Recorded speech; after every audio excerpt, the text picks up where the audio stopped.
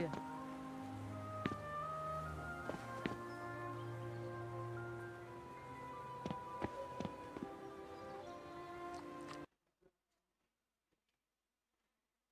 Lapar ya, anjing.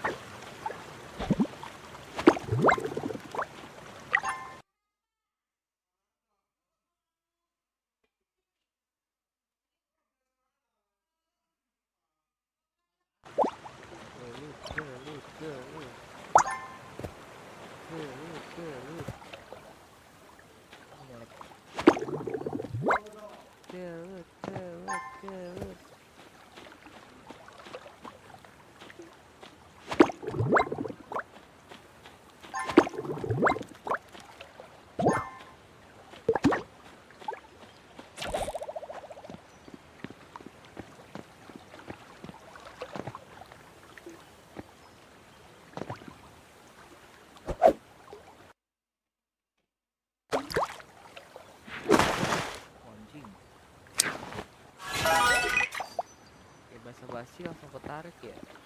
Hebat.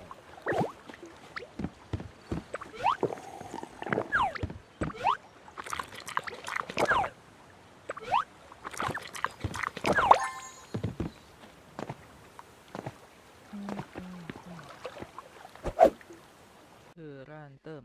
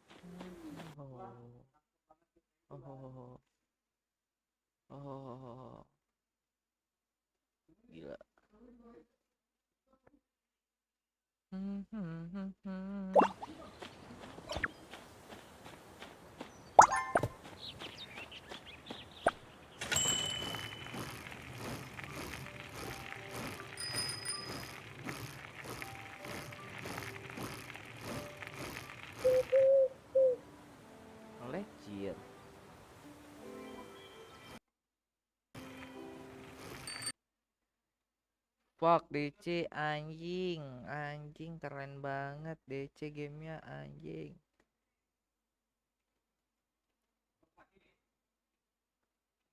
Halo.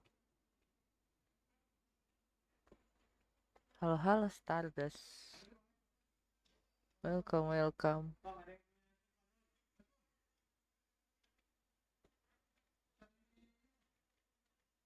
DC anjir gamenya.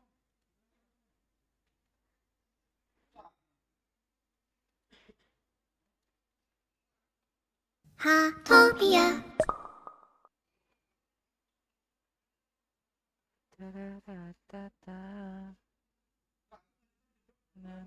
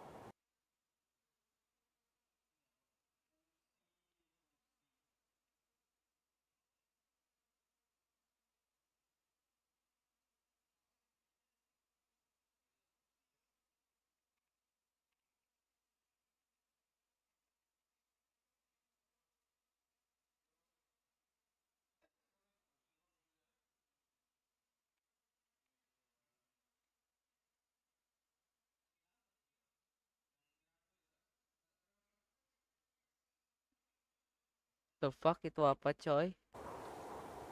Jadi pause. Tab baru, control overlayer.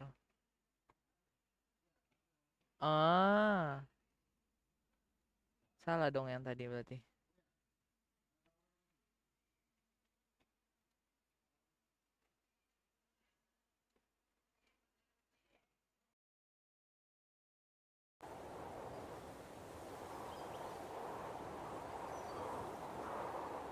Loadingnya.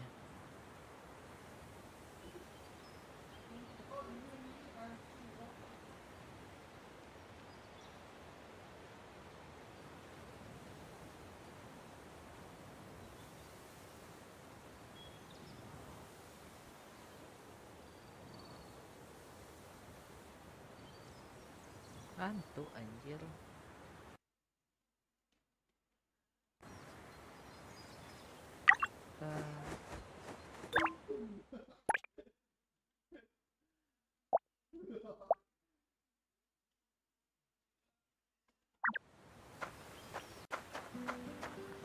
Terlalu keberatan mungkin.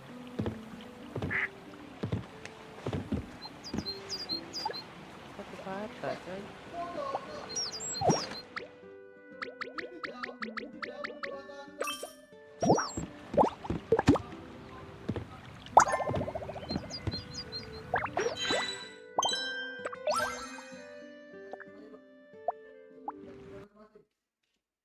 Apalah.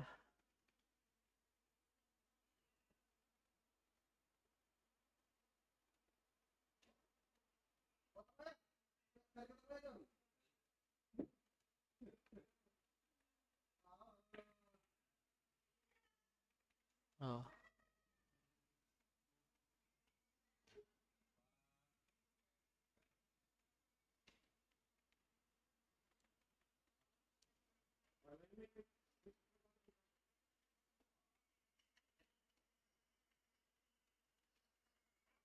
bisa nggak tunggu bentar?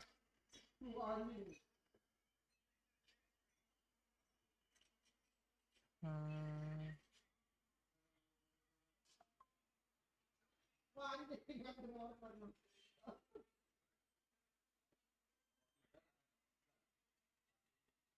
ini bisa nggak? Nggak bisa.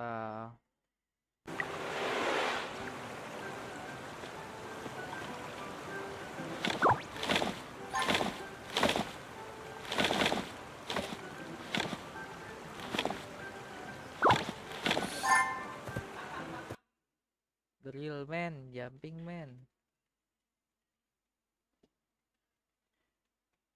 6.000 aja sih berarti.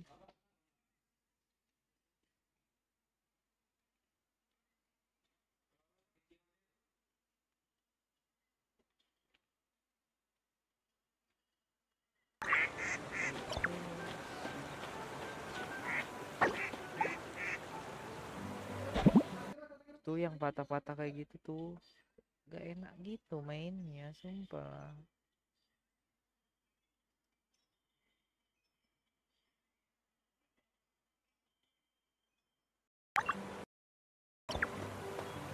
Capek kali.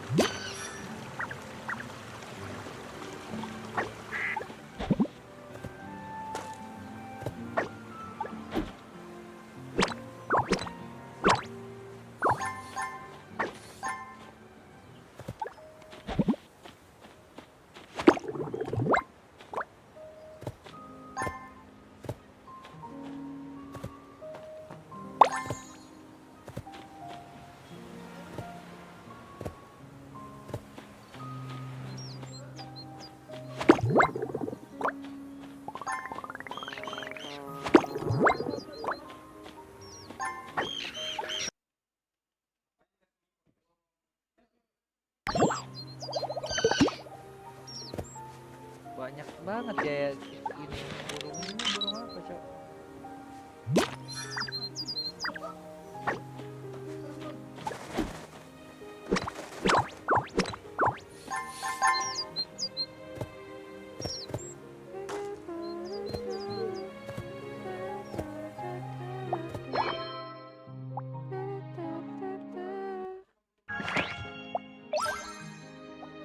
Meleknya luar biasa ya.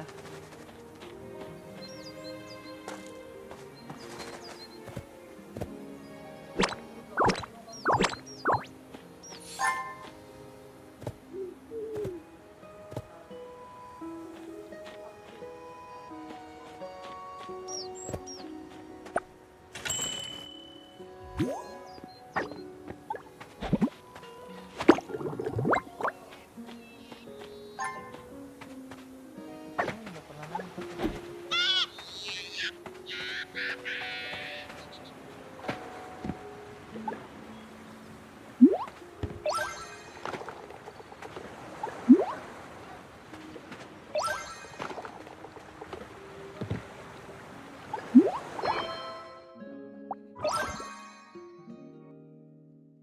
Apa ini? Tolong.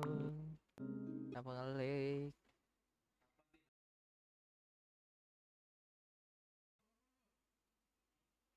Ini last accept semuanya baru kita ganti game aja, Cok. Kok DC lagi? Ay.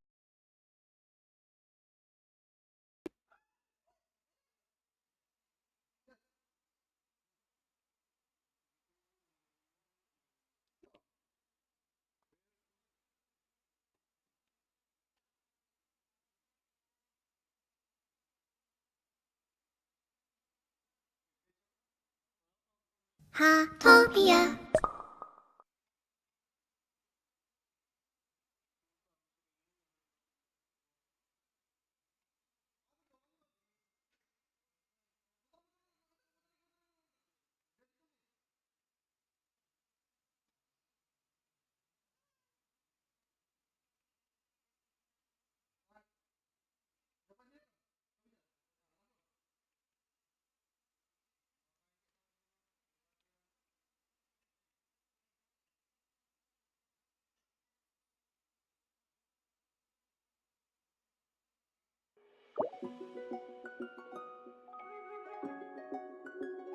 Bahasa apa itu?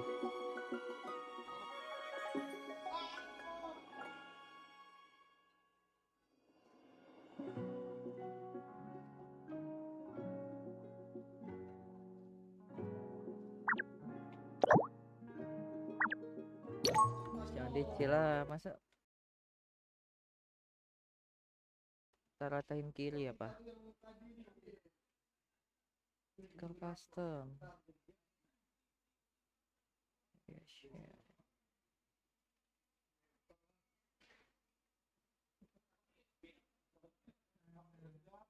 Iya ada gacanya. Gacanya apa? Iya, nggak tahu dah. Nanti kita belajar lagi aja.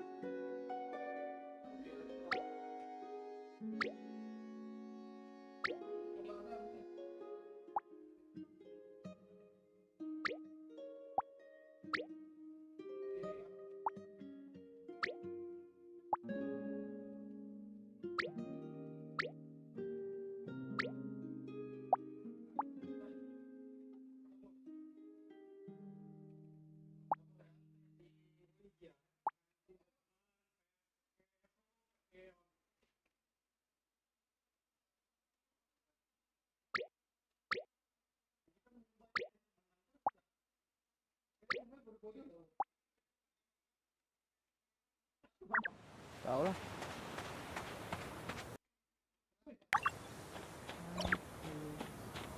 Ini ada ini.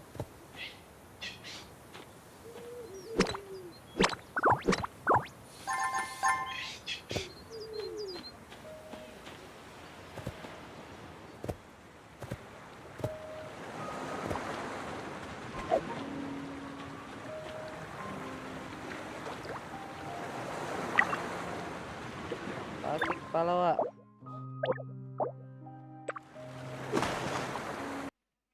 Ngelek banget. Ini nyain gamenya patah-patah.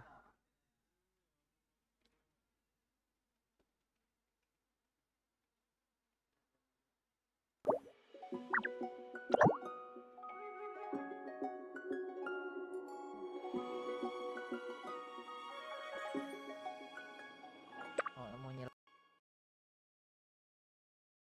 menyelam. Menyelam.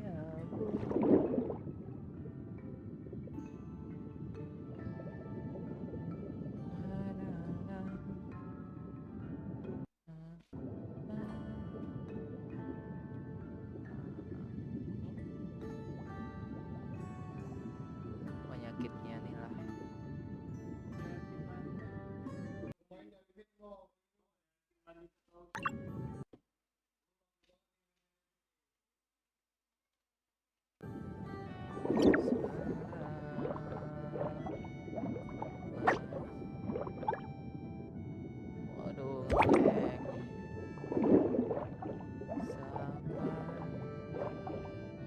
waduh,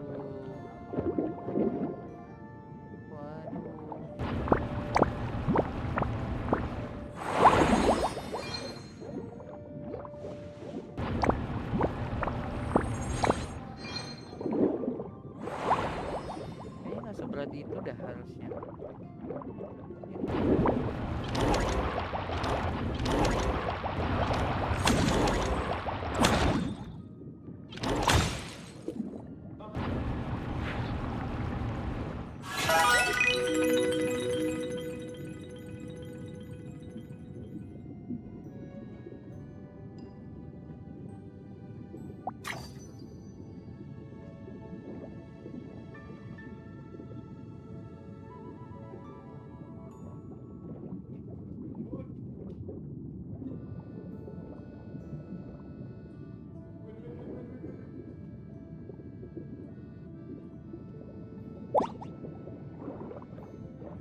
Sini apa?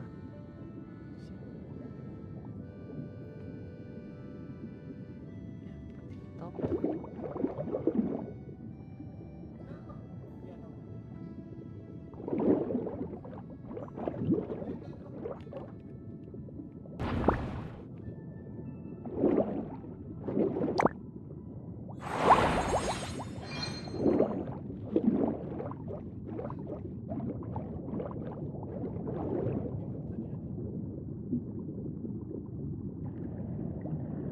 Aplikasi beda lagi.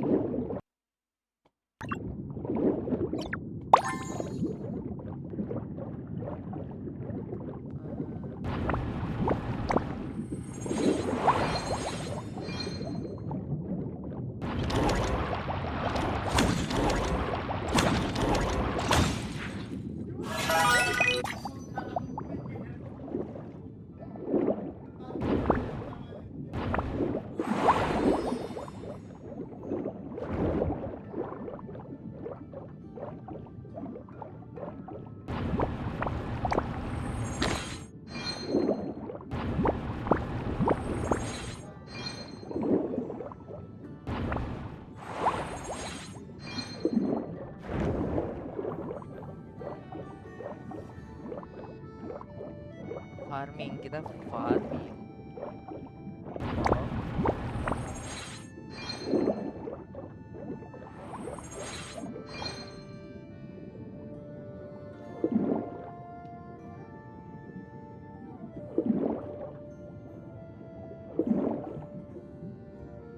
Jauh banget ya.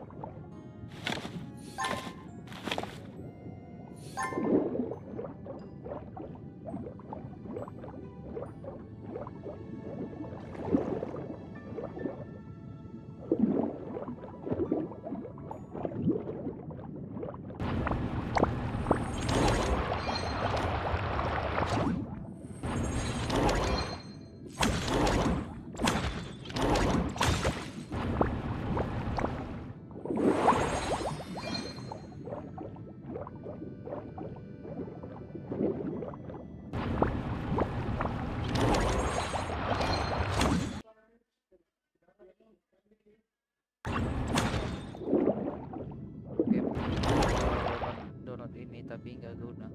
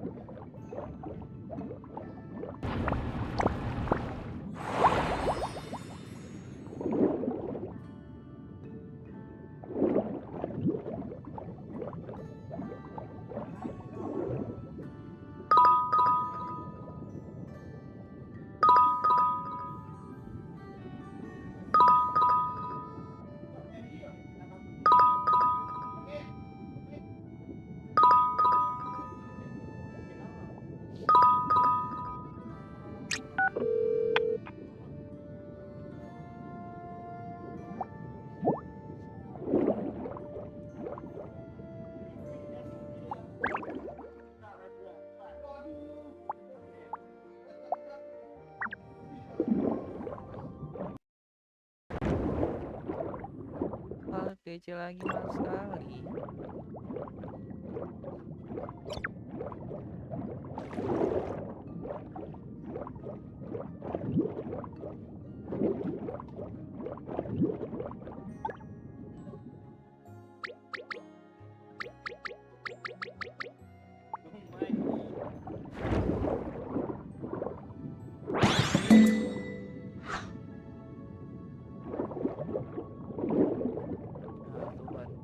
Dimulai-mulain aja.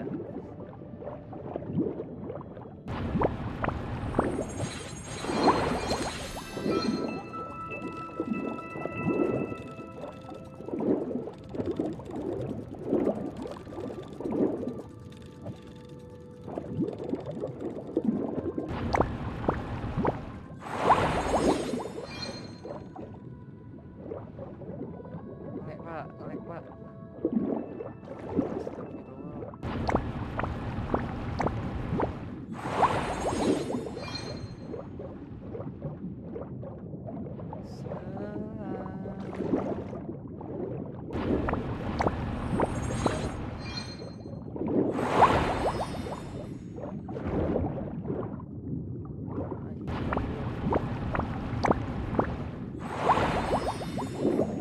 Patah-patah ya anjing.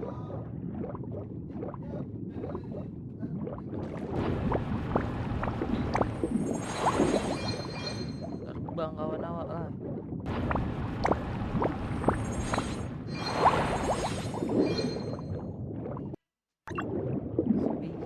Sebiji.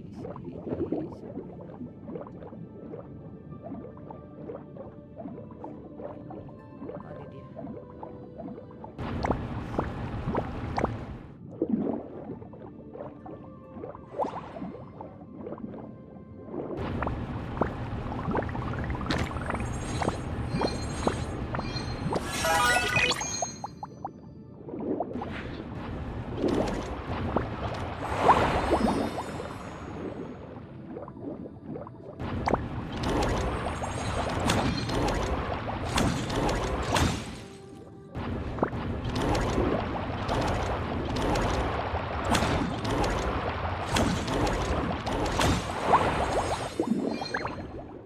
Hebat. Wah, celana India, Bu. Apa dia punya? Celana India.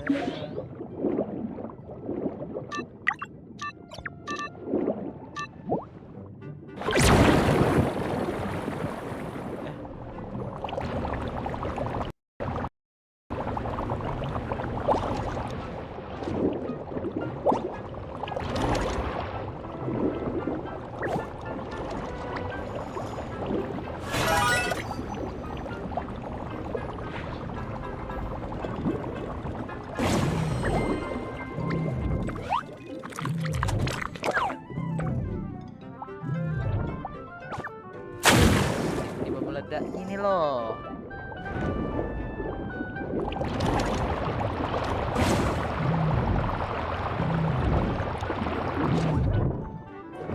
Mercik. Nah juga.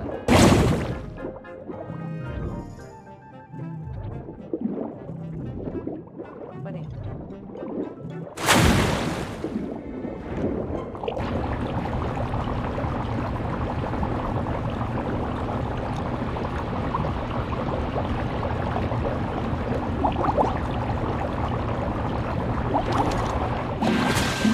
Let's go.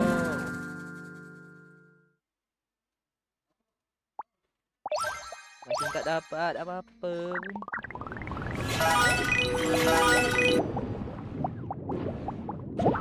Gua ya. Di spam notif. Kacau.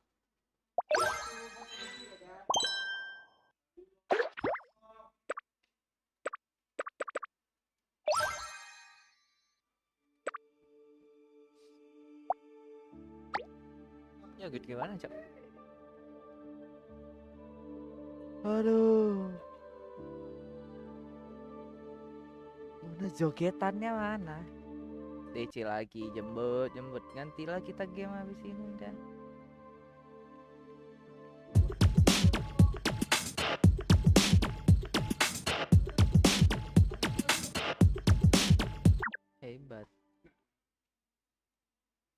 kelar.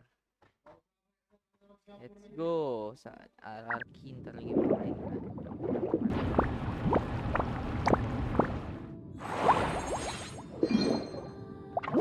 RRQ.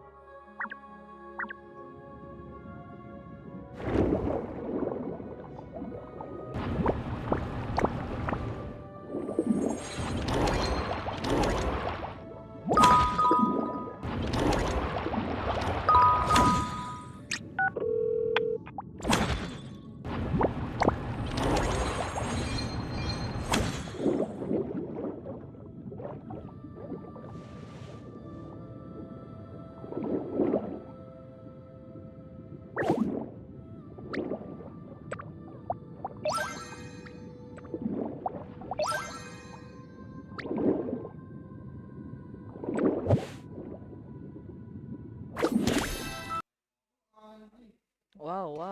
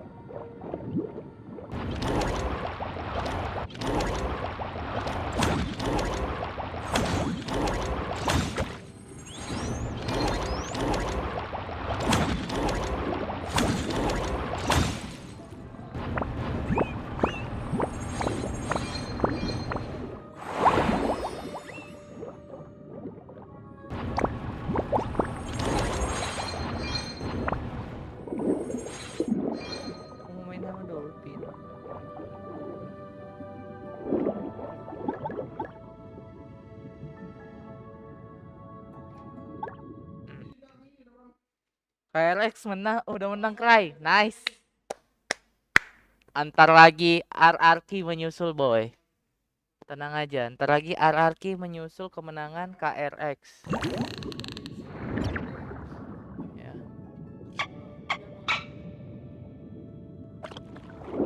Tunggu aja.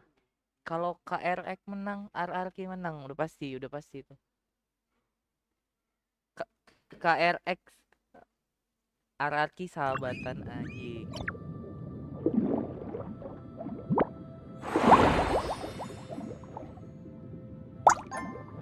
Lek tai cok.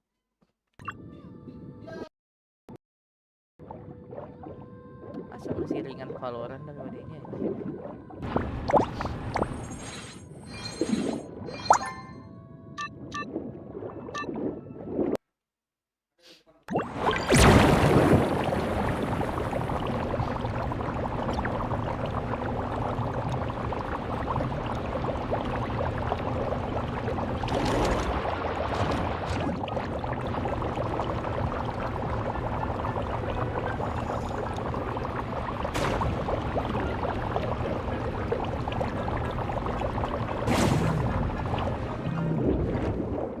Kita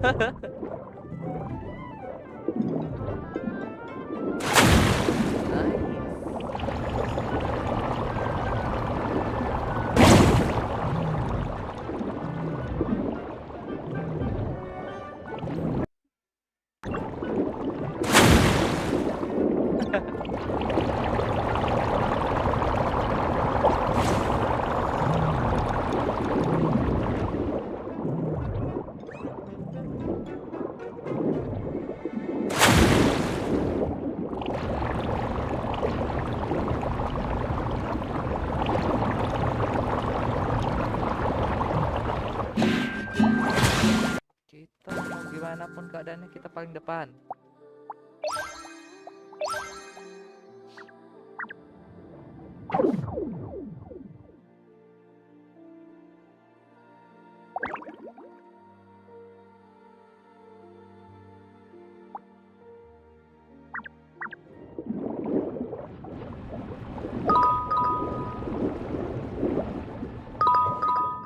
Cukup kebanyakan aku. Kebanyakan.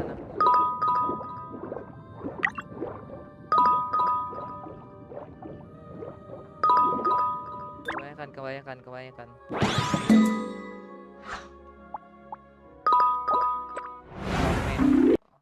Roblox gitu, Roblox. Mau lihat RRQ terbaik di dunia nih, tim terbaik di dunia coy.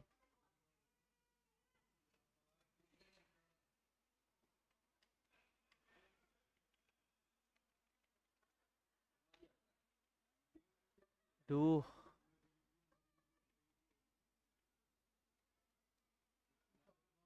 Tim terbaik di dunia.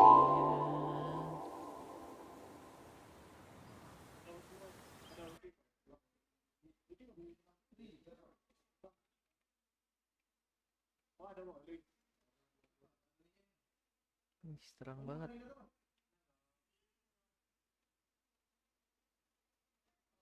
Hai.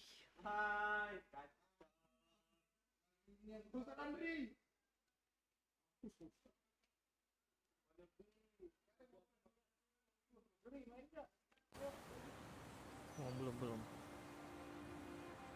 belum mulai.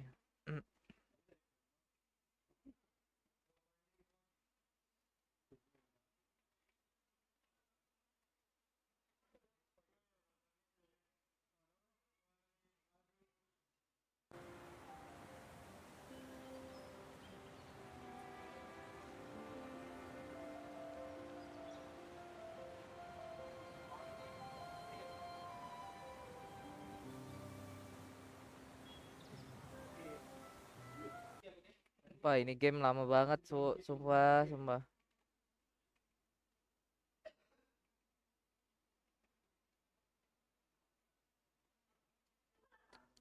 Siapa yang mau nonton VCT adik-adik?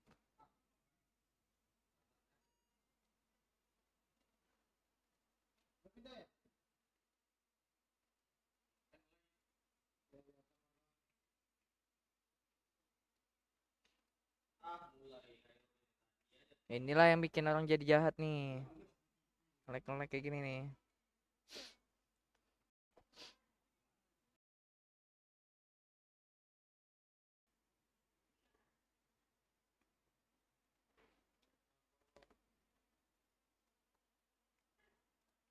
Iya, kalian menang. Iya.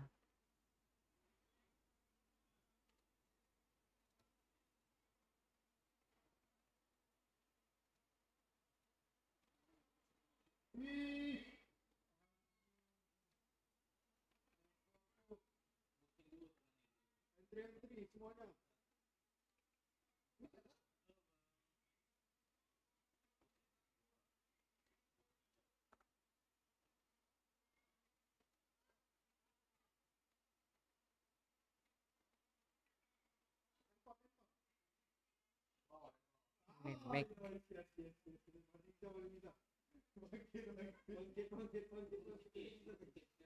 Iya, kamu hebat. Iya, Hyungmin, kamu hebat. Iya. Tunggu. Dari tadi memang gak ada suaranya anjir, goblok.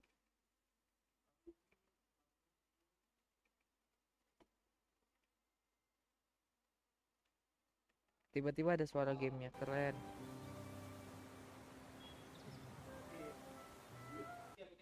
Wah, ini game lama banget, sumpah. Tiba-tiba ada suara kita. Ya.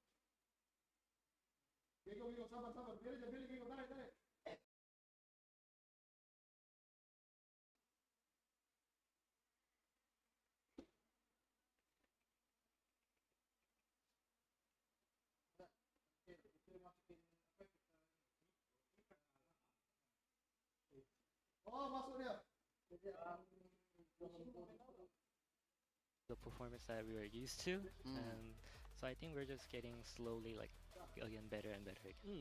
And Young played great today. I mean, we kind of already saw the performance and we talked about it a little bit, but he had a rough one in the T1 game. What was different series to series? Did the coaching staff help him kind of bed things in a little bit more, or what helped him recover so well in this series? So during T1's match, I believe he played chamber, but that's like a big role to take on the team. So we just put him on like a role that he's more comfortable on, and he can play much, I guess, without Pressure? more pressure. So I think that helped him a lot today. Okay, excellent. Well, you know, a win in the bag, first step here during the play, and keeping yourselves in the upper bracket. You know, it's going to be a long road, but if you can make it the champions, Only Pixel's going to be there again, and I'm sure he'd be very excited to see you. Any words to him, as well as the fans that want to see you make it to Shanghai? Yeah, I'll try qualify so I can meet him in there. All right. Well, thank you so much, gentlemen. We'll see if Yum can return to the champion stage as we keep our eyes on KRX in the future matches. But thank you so much for joining us up here. And let's go ahead and sing some praises for Hyunmin's teammate, Young, the first outing back on the squad. Rough versus T1, but here he looked electric. Yeah, 100%. I actually felt like when he was on the team before, some of his Cypher games were pretty decent. Like he could just kind of fill that, you know, primary sentinel role without having to be a bit more of a chamber merchant. He just kind of played.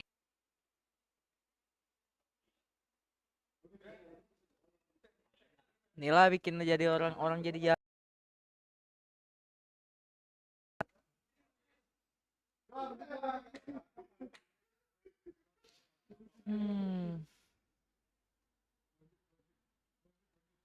Out that way. His biggest, most memorable games were on the chamber, on Lotus in particular, but I think we saw just how serviceable he can be just taking on that primary. Down RRQ that they have, similarly to KRX after the series, been on the up and up. They finally had things sorted out. Jemkin got his recovery through, and they've been looking very good across their last two series. Yeah, totally agree. I think particularly their last game in the group stage was one to be proud of. They finished off that group stage really nicely, which I think helps their momentum as they head through into the play-ins. They're going to be playing some of these challengers teams. I mean, they got Sharper up first. I think it helps having Zan, someone who's played them quite intimately in the past, might help them kind of game plan a little bit, and I think they should be feeling very confident coming into this matchup. Yeah, for sure. I think you're totally right about them building momentum at the perfect time. I think when we look across this roster, you got to talk a little bit about Monyet. Since he's come back to this team in Stage 2, I feel like he's just hitting new heights, or should I say old heights of 2023 Monyet. That's what it's feeling like. We're seeing the upswing of Jemkin once more, and this team is looking more and more like the team that can lift trophies here in Pacific. Yeah, I mean, typically if you said that Monyet's looking like he was coached by Big Time, that seems like it would be an indictment, but he's been absolutely incredible as of late. 100%, yeah, honestly, Texture's been on the chamber. It turns out that Morgan was right about a few things. I haven't heard many of those recently, though, but what I will say is that in that last matchup in particular, quite honestly, RRQ was very solid across the board against Nongshim. Everybody pitched in, everyone was very close to each other in terms of individual performance, and it makes RRQ look incredibly well-rounded right now. Yeah, I mean, I think Jemkin as well coming alive. You know, with that Yoru coming back into the meta a little bit more. We saw it on a set a couple weeks ago, and we weren't sure about it, but he's going back to it, and I do feel like he's doing a great job. He's on the chamber in that one, doing fantastically as well. And then map 3 Haven, they ran away with it in the first half. Yes, in the first half is absolutely the big caveat of that one, because it really looked like they were going to let it slip like they had done on that second map of the series. But yes, I mean, they have to play close. They have to stack up. If it's not at least 23 rounds, then is it really an RRQ series? The answer is absolutely no. So they always certainly make it interesting.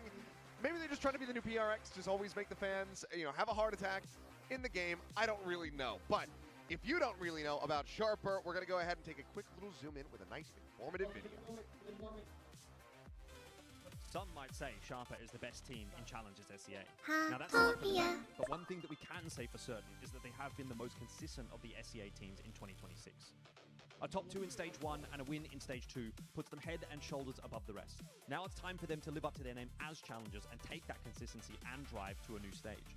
Their appearance in the VCT Pacific Stage 2 play-ins is no surprise for those of us that have followed this Thai team. In fact, it's an opportunity that they've been waiting for a long time. Their structured style that leaves room for individual expression has brought them to new heights. Led by PTC, perhaps Thailand's most experienced FPS player, and rounded out by Apinya, Kadoom and Laz, who have already tested themselves against Tier 1 competition, they have the experience and the potential, but they just haven't had the opportunity to show it on the Pacific stage. The opportunity is now. Plenty of familiar faces, of course, on this team. And some that fans watching might not be that familiar with, but they are looking to make their names known. I mean, even you would be familiar with them doing SBL and things like that. Like, mulai lama banget.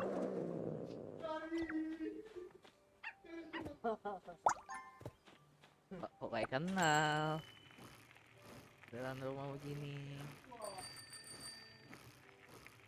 Wow.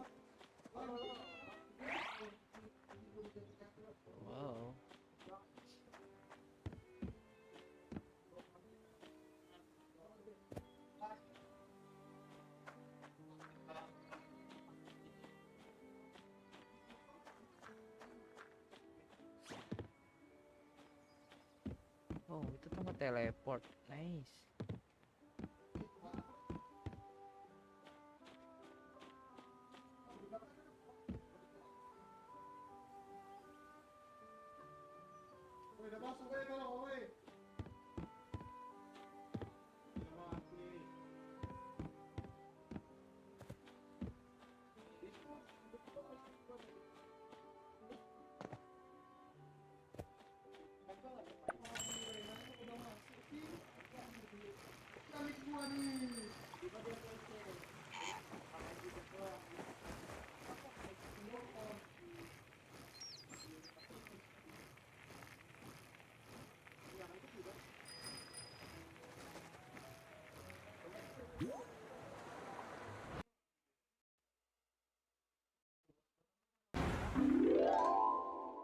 Ta da ta ta da ta ta ta ta ta.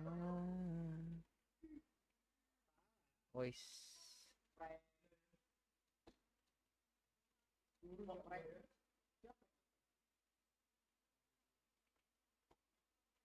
Belum mulai.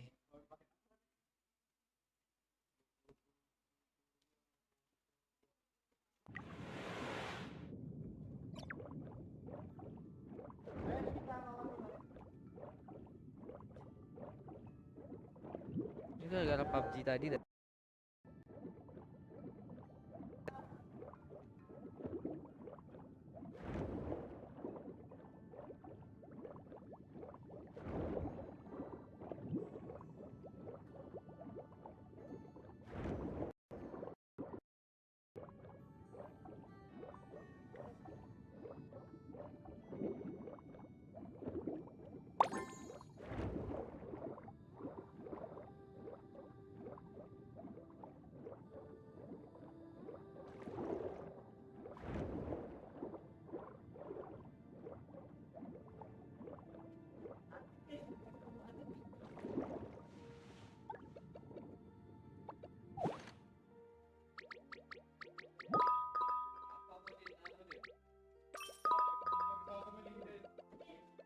enough anjir, kebanyakan aku ngikut gini-gini nih, capek cok kalau otak aku, sumpah dah.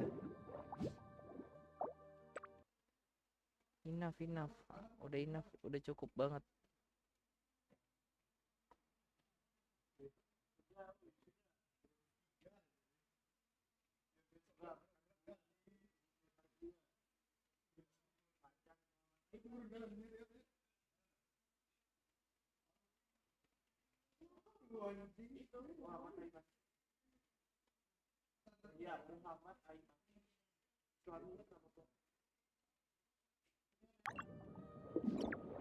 Kalah skirmish.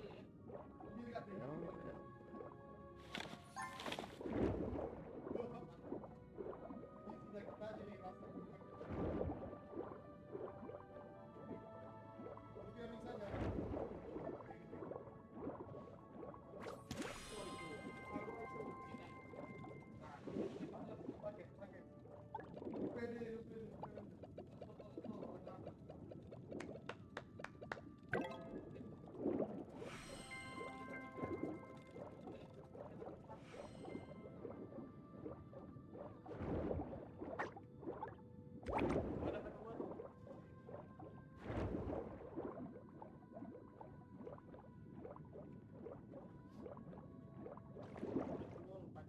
Ikannya terbalik.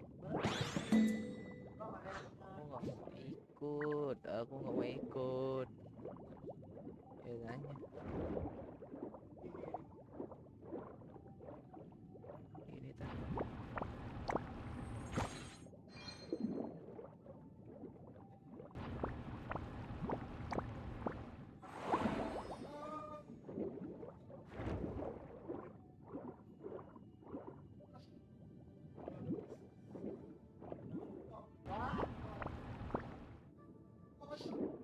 Main ayam pop anjir tiba-tiba anjing. Apakah RRQ akan bisa memenangkan series kali ini?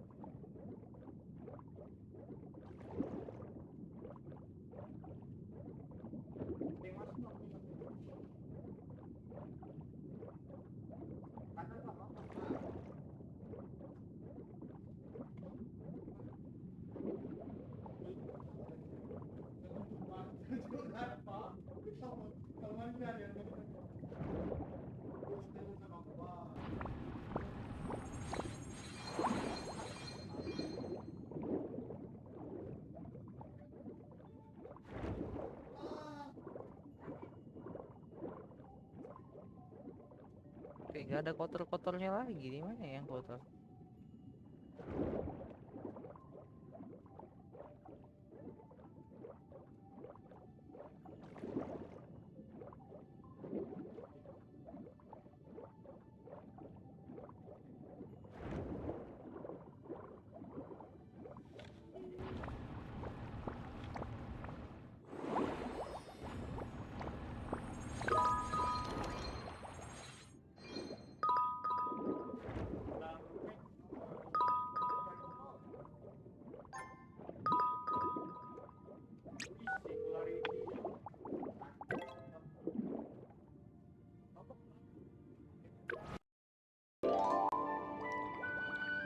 siapin misinya kita baru siap anjing.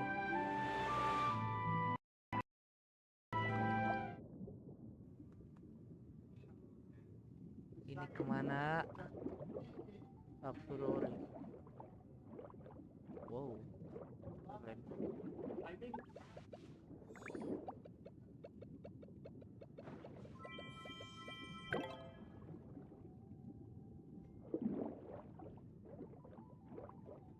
Hey.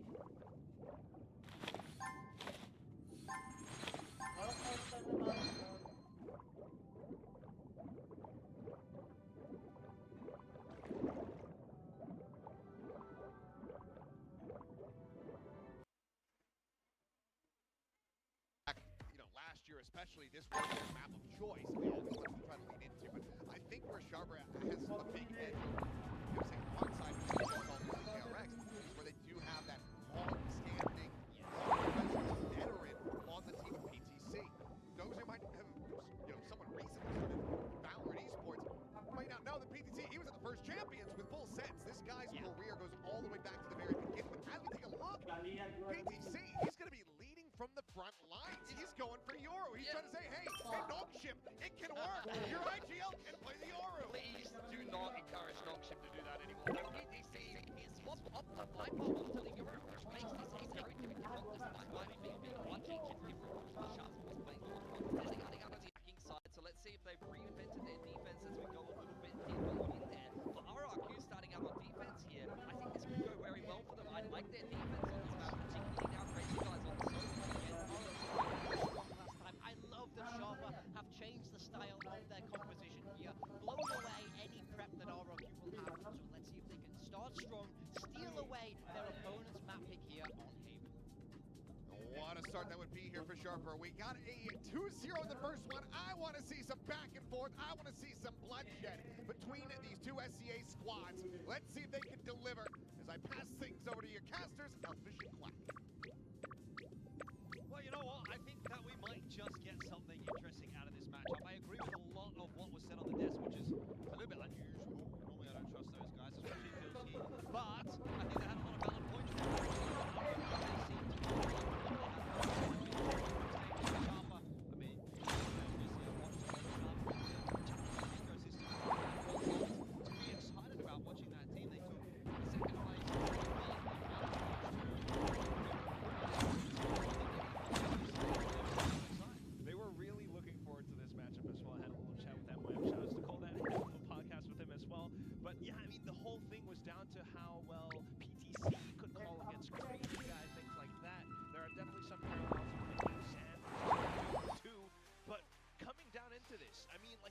Established themselves as like this solo duelist, very slow and controlled kind of style.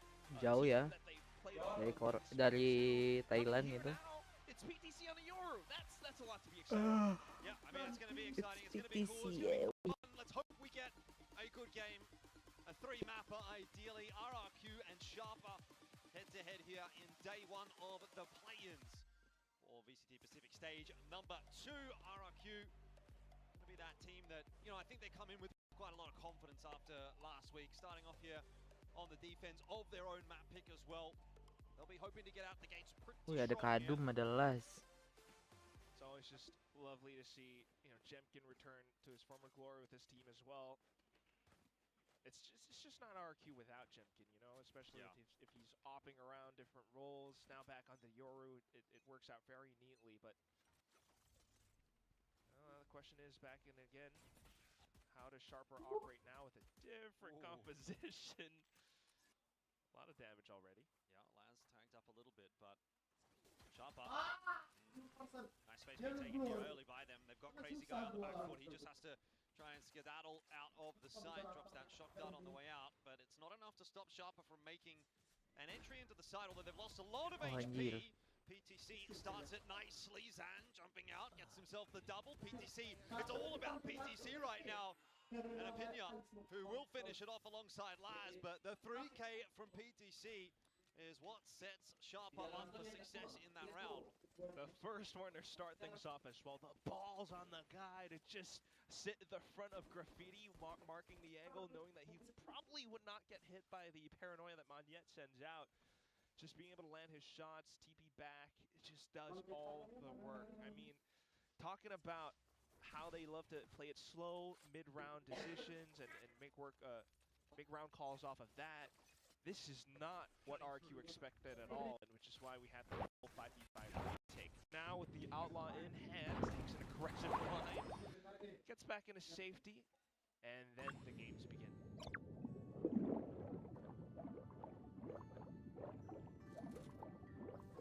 Patience the virtue right now for Sharper. Looking for RRQ too.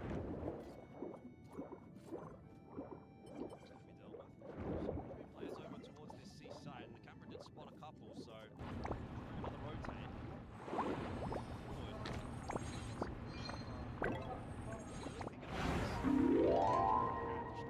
Both these teams would love to play this very slow and steady, methodical style. Drones now cutting noise. A bit of a warning shot with the Phantom. Crossfire for RRQ though.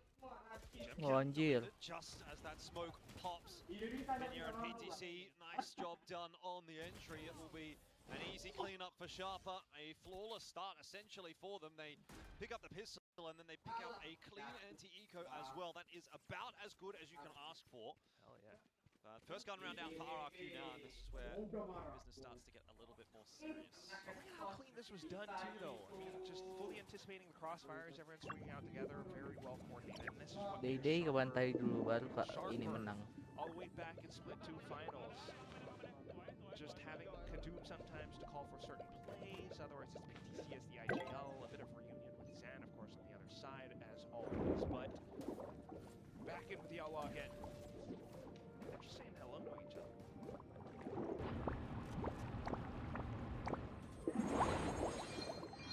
Information by Jemkin as well, so if Sharper are trying to set up for some kind of a C-split, they have to watch it from the Mirage window. And they do. Jemkin out of the picture early on in the piece.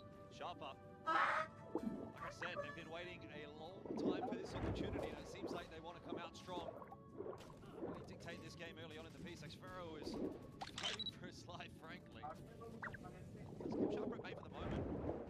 Yet to maybe have a bit of a peek in for some info. I think Sharper almost want to call the cancel here for the moment. They really could. At least maybe slow things down and see if they can get any kind of information or a push out from RRQ. And the TP out towards the south side. It was something RRQ considering. On yet. It's interesting from Pinya to be watching in that direction, but so back to the 4-on-4, which very quickly is going to start to dissipate. Sharper have run into Xfero eventually. Comes down to the 1v1. Zan swinging onto the line, but he doesn't spot Laz.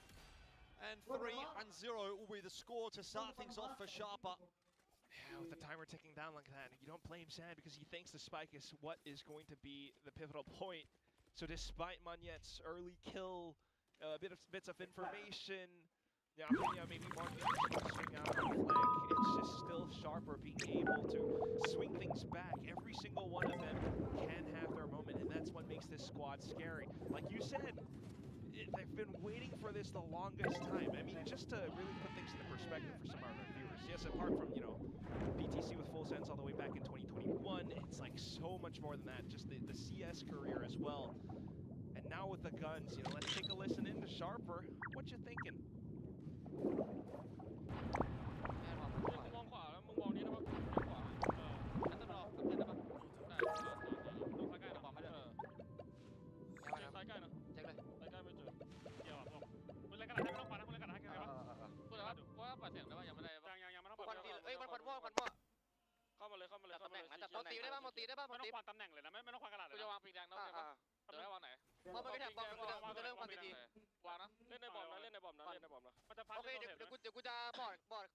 A lot of words to be said. They were worried about the left and the right, but as soon as they see that the sight is clear, it's so obvious now.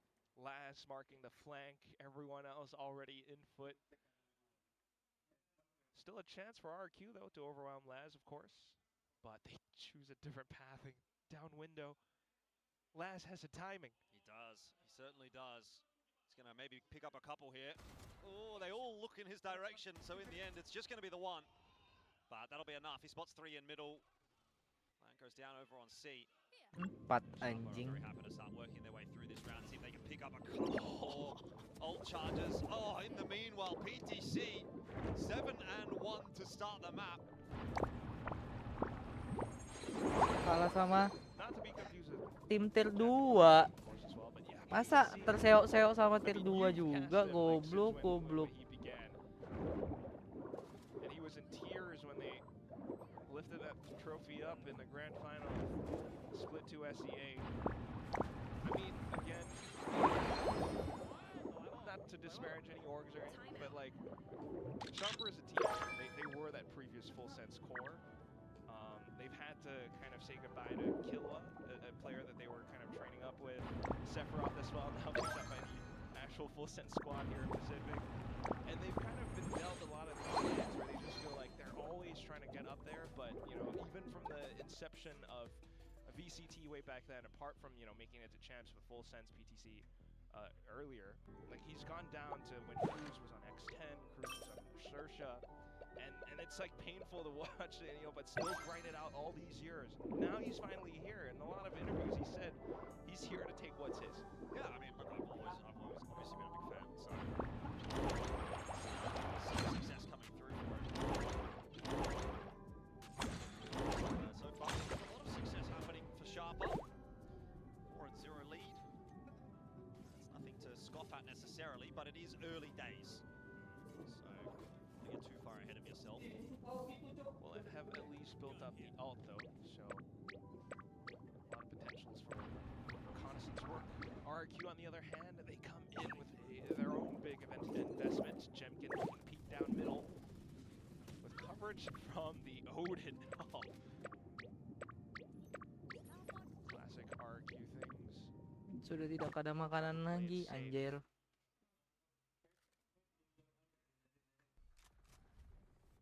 Not seeing too much from either side, but RRQ just clearly looking for bits of information. Bit of contact, Zen will head back, call for reinforcements, while Jemkin could continue to hold down the lines, maybe push in a bit deeper. They're always anticipating Laz on that lurk position now. Hence the drone. Just chipping away at the bits. Sharper immediately looking to retake that space there in the form of Laz pushing out into middle. Reinforcements here. A site definitely well defended here, but is it well defended enough to deal with Kadoom, who's got himself 3? Gila. Answer, of course, Kena is no. bantai apalah. Blink of an eye. Laz lurking also catches X-Pharaoh. This is Sharper. Really looking like they're starting on RRQ at the moment. No kidding. Might not even be able to survive, crazy guy.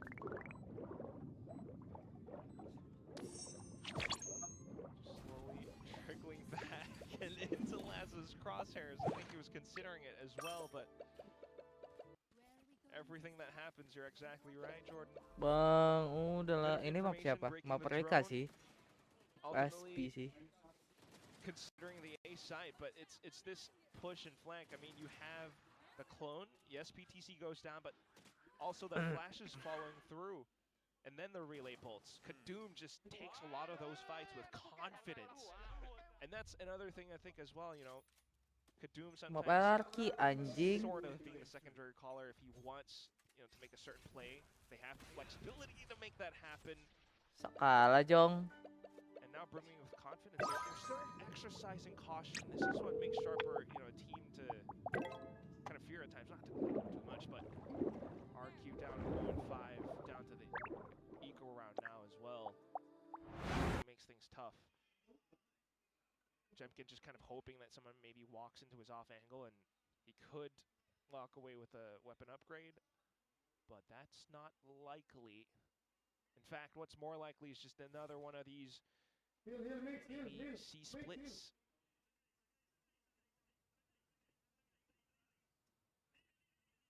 Cam hasn't spotted Sharper just yet. X-Pharaoh is going to be getting that information in a second, though, and pops the cage as a result. Tries to avoid the drone. I think he might have successfully. Kadoom certainly did not get the memo. So the defense is on already for RRQ. This might be the mishap that Sharper are hoping to avoid. Crazy Guy finished off as well. Sorry, PTC finished off as well on the other side of the map. And, well, that round kind of just fallen apart here for Sharper. Call it a cancel. Might want to save now. 20 seconds. A lot of obstacles ahead. Still see if they can maybe try and find a plan here on B and conjure a little bit of a miracle. Laz does get an important kill onto Monya, but they haven't really quite cleared this site out. Laz has some work to do. There's noises, obviously. You can hear Zan. Where's the next shot coming from? Niz with one. It's all on Laz now, though. And he sees the player behind him, gets the info. He Nah, heard itu loh. Zan earlier. Akhirnya dapat satu, Pak. It was a decent attempt. Semput liatnya. This time for Sharper, and RRQ will find their first on the stage today. Which is very darn impressive as well, the fact they did it's just Sparrow around the cage, something that Kadoom wasn't quite considering. Not to mention, of course, Jemkin as well with forward position, crazy kind of the Hunter's Fury. Unfortunate for the little duo theft jump for PTC. But that is always something to be respected. RRQ on their rookies having a lot of these tricky setups and positions. Of course, I think it'll be a nice little pickup for Sharper as well, forcing Zan to spend the overdrive. And what is this now? Okay. Panjang ya ceritanya. Bit of a pacier play in the C-side. He's been spotted out, so that'll be an easy one for Sparrow to put down. Slate's gone up on the side as well, kind of cutting it in half. Sharper haven't really been able to find their avenue in just yet anyway. There are trades happening, but there's not enough of them. Sharper still down on numbers, but that will change very quickly with that kill from Niz. Oh, he can't quite find Sparrow. Nah, itu dia. Ini dia mulai naik, kita mulai naik. Weh, santai Fit. Santai Fit. Ngamuk ih si David. Yeah, incredibly slippery, huh? I mean, the kill trip was one thing. You know, something that maybe Sharper would have needed to anticipate, but the kills all the way to the end. Sparrow, you know, Zan coming in as the new guy, Jemkin, having to step out for a little bit. You can kind of write those off, but when you think about stability with RRQ, you think of names like Monjet and Sparrow now more so than ever, because he has been having those consistent performances in multiple weeks past. Even when Monjet was a little bit down and out, Sparrow is the guy who starts to make some of these calls, play on alert positions, alongside with Crazy Guy, of course, who's doing more of the macro work, and this time around it really pays off. C-site is something that Sharper will have to kind of beware of now. Of course, with their timeout coming into Coach Sleeve and MYM, just trying to see what they can do, put things together. Pacier hit certainly not something that works out too well, especially not if you haven't ended with some of these kill trips that Sparrow will play around with.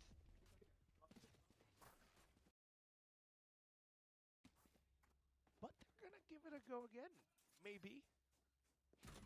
Okay, I wasn't expecting that. Let's see how Sharper goes. I mean, it's still 5-2 right now, so I think you have to give them the benefit of the doubt. Got a lot of tools to work with in this round. They can take a side, especially the lockdown and the Hunter's Fury, going to be really problematic for RRQ.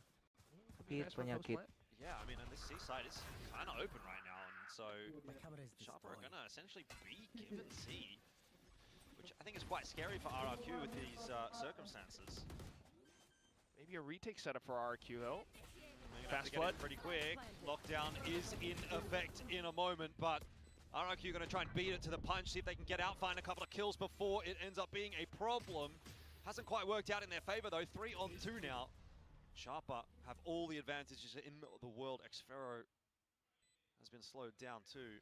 So you'd think the chances of a retake coming together here for Agak RRQ chaos ya permainannya RRQ ini. In fact, they want to hold on to their investments, especially with the operator. Something that Jemkin would love to work off of, but this one, despite the retake setup, you know, just trying to fast flood back in, Jordan. Oh, man, like, Zan does his best, does manage to best Kadoom, but as soon as, you know, Sharper set foot on site, like, the whole team comes alive. Sometimes it's last to mark garage window as, you know, an additional lurk layer, but in this one it was Niz and Apinya. You had a paranoia sent through, Apinya to swing, and instantly they just cut off more players by the choke point. And of course, you got the lockdown in as well. Apinya, sometimes overlooked as the initiator, but he is so good at filling in secondary space created by Kadum, and he was like kind of the more consistent stats leader all throughout a lot of split 2. So nice to see that performance build up again. Still looking for RRQ to kind of close in on this gap against Sharper. They've got an off-hand Zen close by and towards a long now. Oh, okay. Both Yoros go back, but Kadum, the receiving end of a headshot there from Zan. Hasn't started well for Sharper. Udah bisa laptopnya ganjil ini di warnet coy. Great way for RRQ to maintain Nggak di control warnet, over ini nggak di rumah, ini di warnet. B-side. There will be trips and angles that they have to watch out for. Namely, crazy guy with his Odin.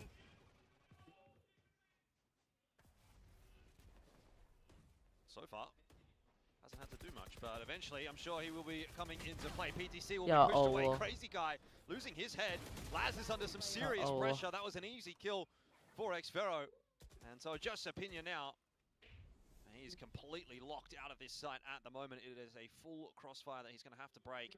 He's only got 30 seconds to do it in. 30 seconds Welcome Zer. Tantalizingly close, Ngapain but Zer? so far away. Nice. And Xfero finds another 3K. So RRQ Apa? up to 3 as Lapar well. cuy, anjir. It's not as if they're not having Pengen some kind of makan impact on anjing, this cuman map, but they really feel like they need more mau than beli this. makan apa bingung cok. Yeah, that is for sure. But still, though, I mean, you start to see it, right? Like, getting the first pick definitely makes it a lot more difficult for Sharper, and if they if RRQ are able to find the right setups around Jemkin, Monyet, maybe Xfero, certainly could provide a lot of value. The Op and Zan to be able to quickly dip in and out for some first pick potential. We'll start things off with an Odin spam and a recon. Sharper trying to sell off fake presence, marching back in towards garage, but Jemkin has made the long journey all the way down C long. Sharper may have no idea, and they've already spent some recon tools to clear a garage.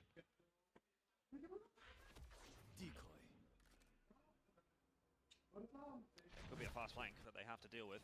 Be awkward. Oh, they still want to end up on B. They're still going to commit. Spike goes forward, plant goes down. Fast flank coming into effect now. We'll see if it catches Kadum, who Mati next Valo nih. seems to be in position, waiting for a dimensional drift, obviously, out here for Jemkin as well. So he does end up sort of just linking back up with his team, not game to play for the flank in the end. They want to try and do this one together. RRQ tap on that defuse, and it's going to draw out the Hunter's Fury. Zan on the other side pulling his ulti as well. Was very close to getting hit by that last shot. In the Nice end, though, he banget gets away San. with so Nice much. banget Sen. Brilliant round from Gila, Zan. darahnya 2 anjir. Be very pleased with that because it gets them up to 4. Oh, Nice boy. banget anjir. Zan doing it against his old teammate back on Naus in the Ascension run. I mean, this was just a Jemkin minefield gak of dikasih a main, round cuy. because you always had that looming threat of the off-down C long. Gila. Ultimately, just using the clone and more utility to get themselves into B site Sharper. They spend a lot thinking they can try to hold, but space was always tentative because of Jemkin's position, and ultimately Zan running back into that overdrive. So coming a bit closer now. This half still has some room for RRQ. Sengaja kita tidak membesarkan layar ini soalnya kasus nanti kasus kan. It's a nice two-man peek there from Mau nonton Opinion. nggak? Mau nonton nggak? Yeah, hunting for a bit of info, doesn't have any real Besarin deh. success there. Sphero coming into play to try to have a bit of a look, and again he's good for what looks to be a couple. PTC just couldn't get out of there alive. Zan also Starting to really feel like he's coming alive now. Retake Keon anjing. Sumpah dari tadi nge-retake, Cok. Isn't going to get it from Laz in time. Wah. That's going to be the end of that. Tapi Another ganggu round sih going the way of Odinnya. RRQ. So keep fighting their way back in. And now you can start to see, you know, the Retake nerves settle Keon in for bajir. Sharper as well. Some awkward fights, Di awkward bredel positions. habis. The idea to want to end up back on B, you know, I suppose could work out.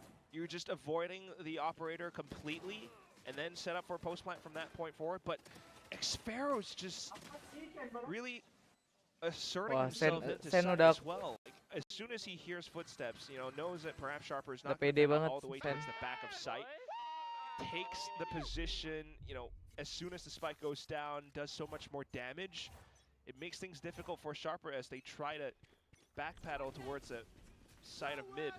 Suddenly now a pacier hit Anjir. towards A. It Jemkin does gak catch dikasih Jemkin off main, guard. sumpah dari tadi loh Overdrive itu. popped too, but San Nice shuts banget. it down. Still, they'll be able to walk their way into C, so that is something. Ooh, opinion. Kejauhan sih Sen mainnya.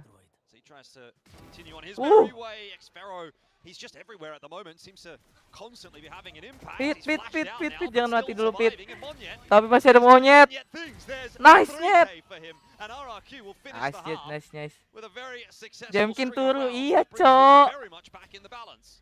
Cuman 26 anjir Jemkin. Kalau Crazy Guy kita udah tahu lah ya, Crazy Guy. Keeping things equal, but the way Bodoh, Jir. the way that it's achieved is just so incredible as well. Xfero truly putting the team on his back, but this time around Monyet chimes in.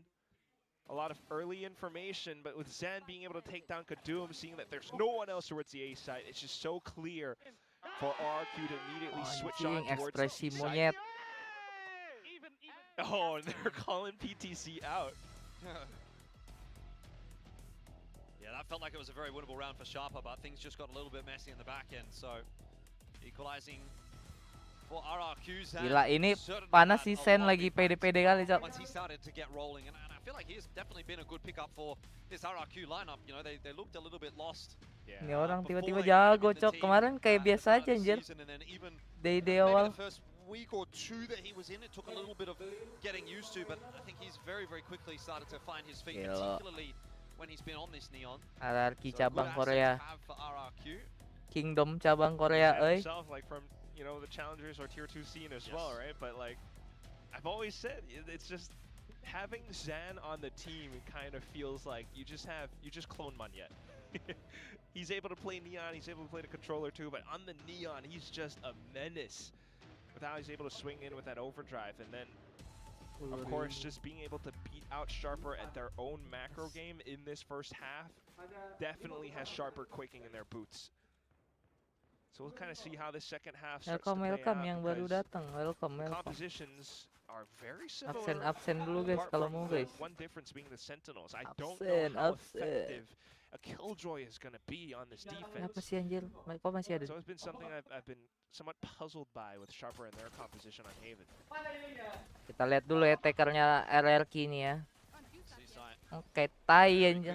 Mainnya retake Keon, Cok tadi. We're going to play for the retake though. PTC sticking around to see if anyone wants to try to challenge him inside this dark cover.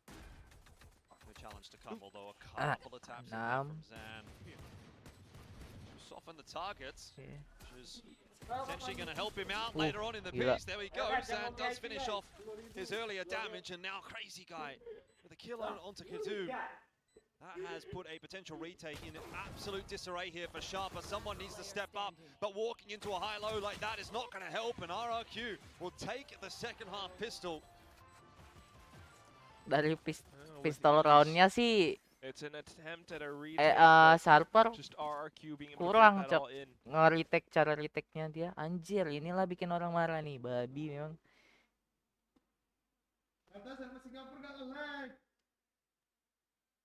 Inilah bikin orang marah nih.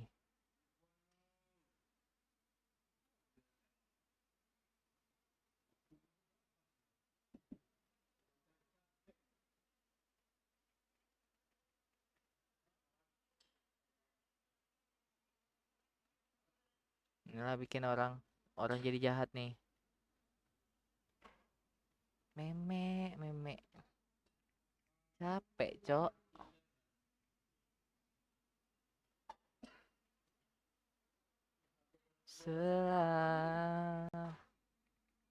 Main. Masa di YouTube? Kita nonton di His YouTube. position very evidently going to be given away. So the flank might not be as impactful as he would like it to be. Let's find out. Spotted by Crazy Guy. Back to 4-on-4 now. Advantage lost for the moment. Xfero, he's got Fit. too many to deal with, but Gak apa-apa, Crazy Guy is Fit. in there to help out. And Nice. falls eventually as well. 4K for Crazy Guy in this Nice, round. nice. RRQ starting to take control of this map. Jamkin turun. Yeah, just make it relatively clean enough. Cuman I think kill up on the B ini, side was always gonna kill be 2 difficult jir. for, Sharper to try to contend against because of the angles and how difficult the shots would have been to land. I mean, you look at how Kadum swings out with that Marshall, right? And The heck is it all going just unfolds on, from bro? I like this cue, man. I like this cue. he loves it. And they know that they can continue to build off of this as well. A potential bonus on the cards for RRQ with 3 guns preserved and a judge now in hand. Xfero plus Kadum. Both sides just trying to do their best at fighting for map control. Take flight. PTC taking a separate angle to try to peek against Jemkin, maybe.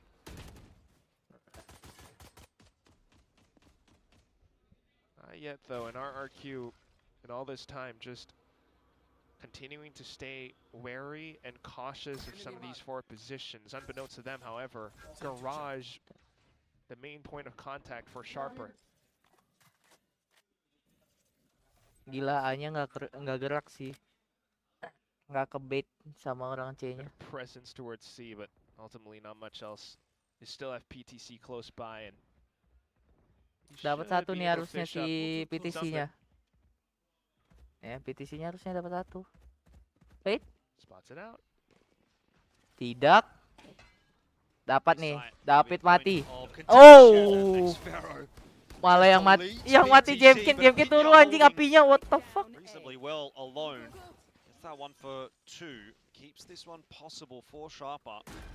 Yeah, 3v3, they still have utility for that retake. 29 anjir. Apa? Kok ini apa? Kenapa 29 anjing? Connections there for Crazy Guy. Just slow things down a little for Sharper, but they've got plenty of time. Right, straight into the trip. Nice. 2-on-1 now.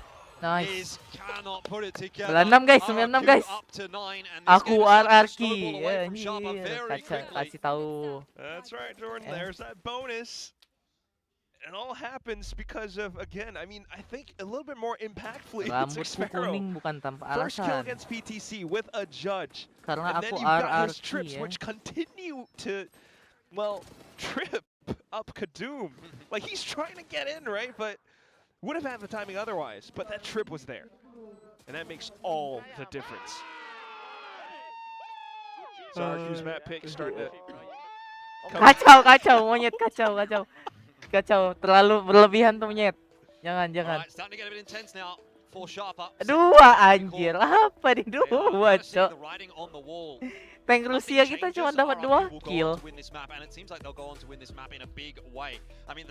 Menang sih. Feels like a long time ago. You know, the last 10 rounds, 9-1 split favoring RRQ. Jadi nggak pede gini Tank Rusia. A way to stop this blood kind of flowing, or they're just gonna bleed out. Yeah, I'm really afraid of the latter. This timeout obviously intended for the former, but you know, on defense, it's extra pressure. You're struggling for information or just Kingdom baik atau Kingdom jahat? Aku Kingdom baik. Ya. With how they're just kalau Valorant aku Kingdom baik. Kalau Mobile Legend aku Kingdom jahatnya baru. Ya. Kalau Valorant kita main di baik. So of course, just working against the back foot now. Guns not on their side for Sharper. Yeah. It's tough. We'll also have to listen in to see what RRQ can find. We go away. Can be close long kong. Someone took up in guys. Oh, ulti ya. It's okay. Come closer. Don't kill you guys. Can you smoke the long? Yeah. Yeah, I'm gonna pick the drone, okay? Okay, close left. I'm picking the drone. I'm holding the long. No one left. Nothing, see guys. Keep walking, Maxim. No one long. Put one more TP and go walk. I think he's a chop somewhere. Go to it, Wait, okay? guys. Just wait, wait. Go away, go away. Weh, mati nih harusnya ya. Nah, itu dia. Langsung aja ngocor. Holding short. Langsung ngocor. Go see. Apa? Udah. Okay, can lift, can lift. Guys, I have C. Have C, go see. No. Go back to C, but Kenapa ke what they don't C? know is Sharper have pushed down middle. I mean, they're not pushed down middle far enough to actually stop Mati nih. to C though. Mm. Oh, Jemkin, well, he doesn't Balik ke have A, C balik ke anymore. A. Nah, nice. So the call is to go back to A. It's been a bit of a ring around the rosy here for RRQ, but they will ultimately make the correct decision. Get that plant down. Oh on A. no, I So that works out know. fine. Yeah, always playing clean and safe. The only thing they lost was just an outlaw. So ultimately, at the end of the day, onus still on Sharper to try Ini to cuman save aja lah. make sure that this Gak lead doesn't mungkin get too far away from them. bisa But by the comeback looks juga of nih. things, you know, depending on how that timeout fares for the upcoming rounds, it's definitely tricky. Pushing down middle is not going to be enough. And with the way that this map can be Si RRQ so juga nggak chaotic, mungkin with, nyari like, kan. small areas and corners, Soalnya little udah bits tahu of mereka map nggak ada control and weapon. gaps that RRQ can find themselves in. It's Wah always gila gonna be David. tough. A little bit inconsequential. Just be able to pick up an off point here and there. But for RRQ, still building up. Yeah. It's just another one in a row for RRQ. I mean, it seems like at the moment, maybe Sharper have kind of run out of ideas, run out of options, run out of steam. Obviously, it's not their map pick.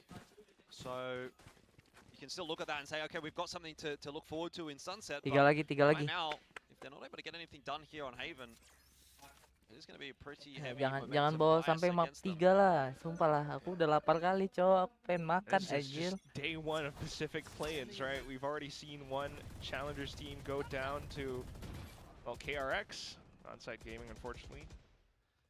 I want to see a bit more resistance with Sharper. Okay.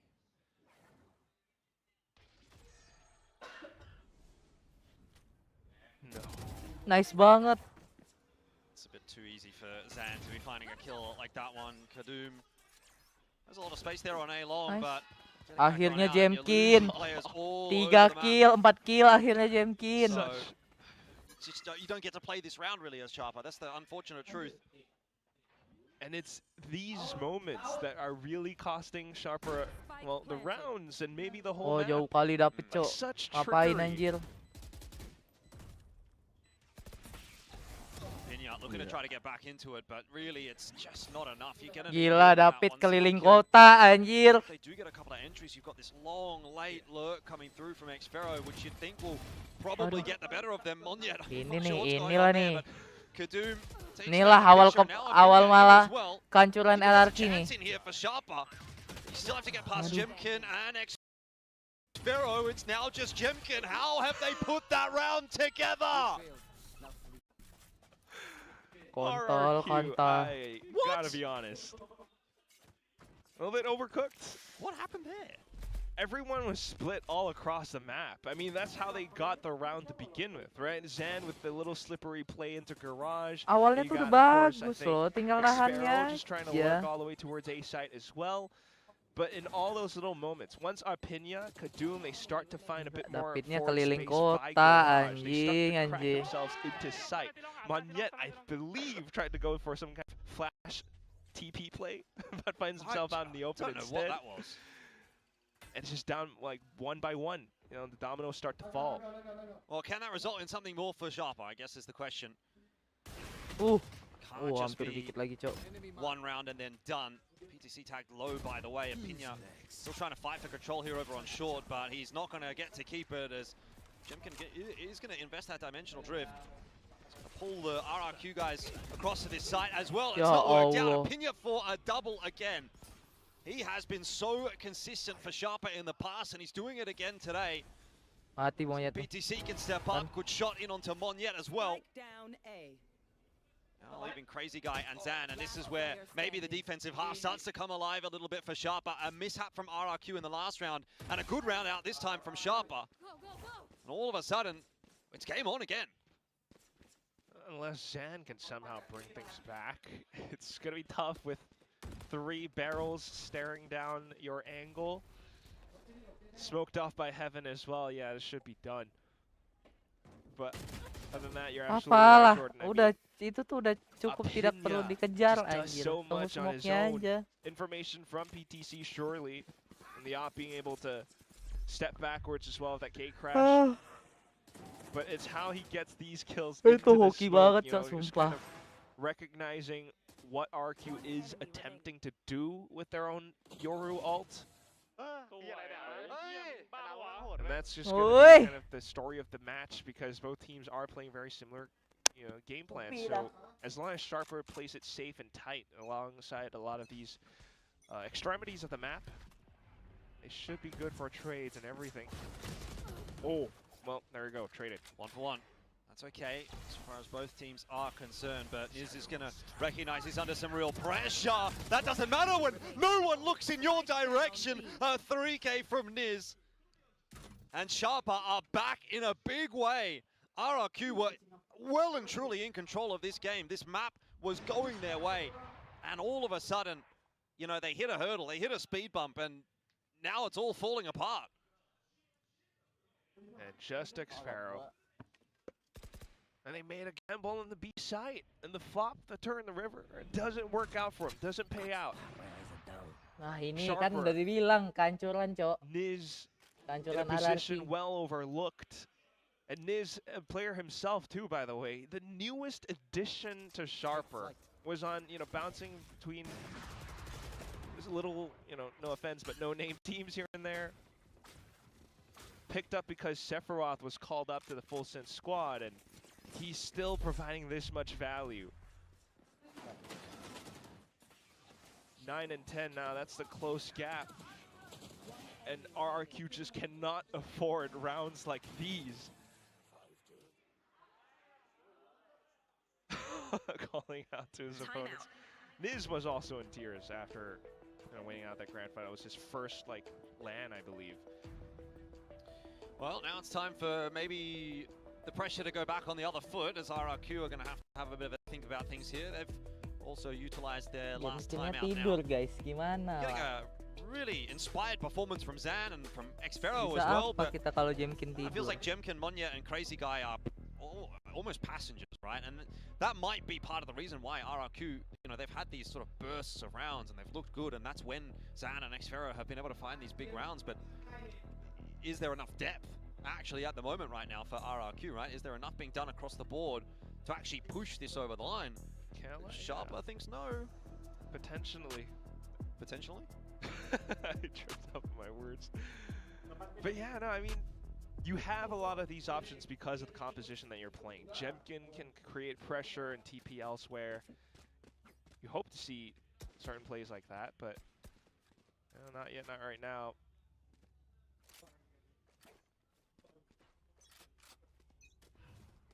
Sharper still looking to kind of double up on sites. Early flash.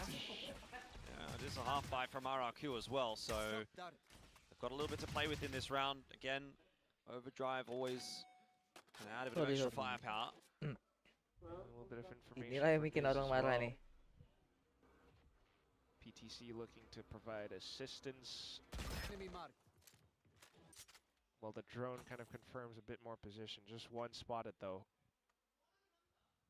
Send ulti. Still considering the fact that it could be a bit of a re-hit in towards A site. PTC's waiting for it. A crash can expire. RQ waiting for the same thing.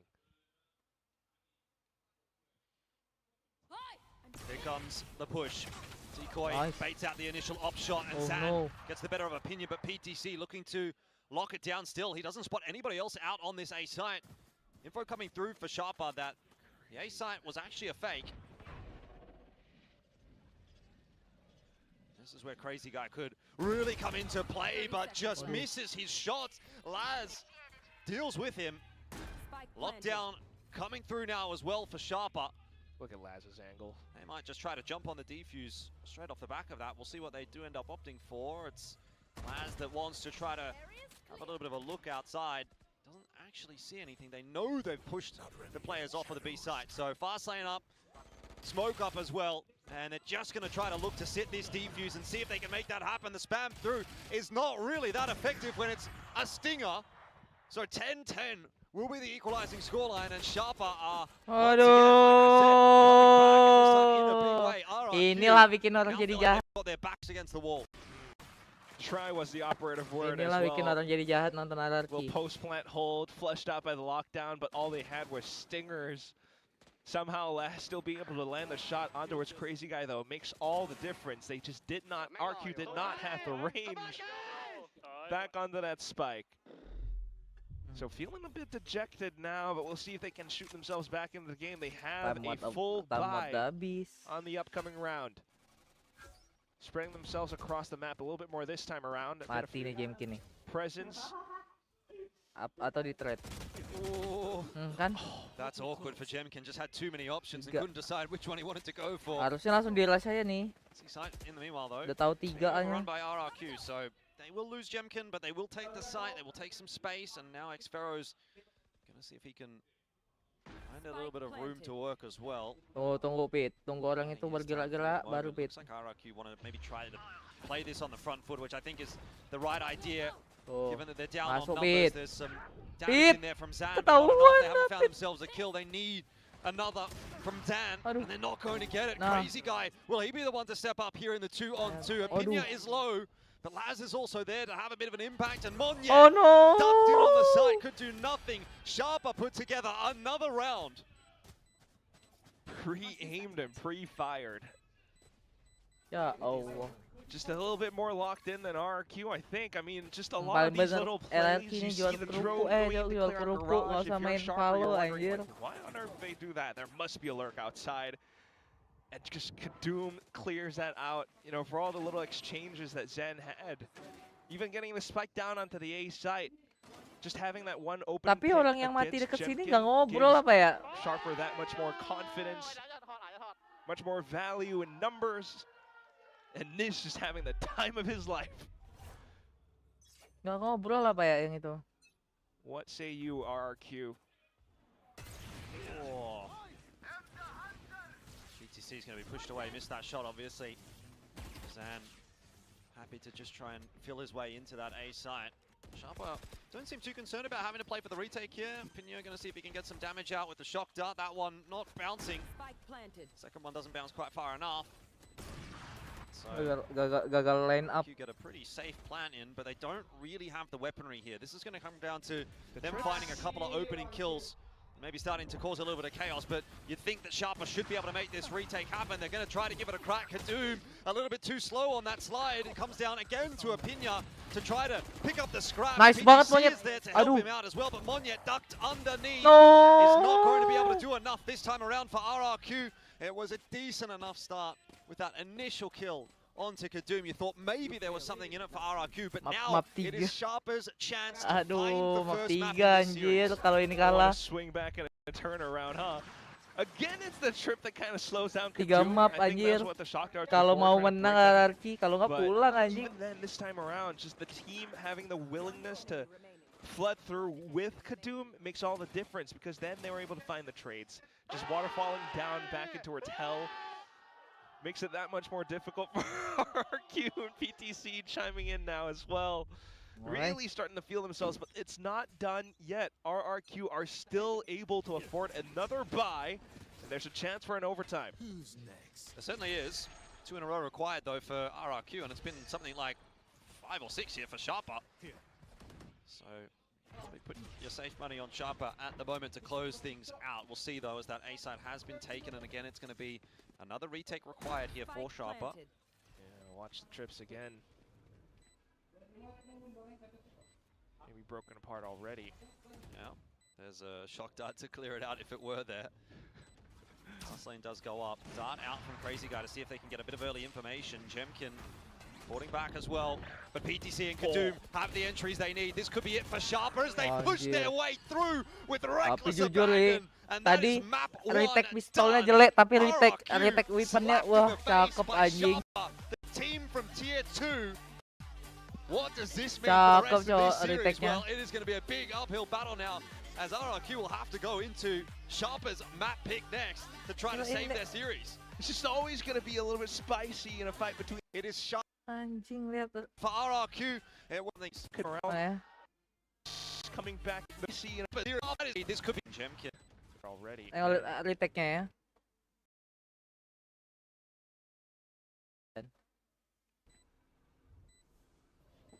Maybe broken apart already. Set di Rico apa? There's a Dar. shot to clear it out if it Biar were clear there. itu sep wall. Monyet ini siap-siap ini kan, paranoia. Kena comeback, anjing kesal cok. Goblok tim bodoh nih. Lane does go up. Udah di dark. Dia drone. Crazy guy to see if they can get a bit of early Ini yang cakep nih. information. Jemkin Nih reconnya keluar. falling back. Tuh, abis tuh kena paranoia, kena flash.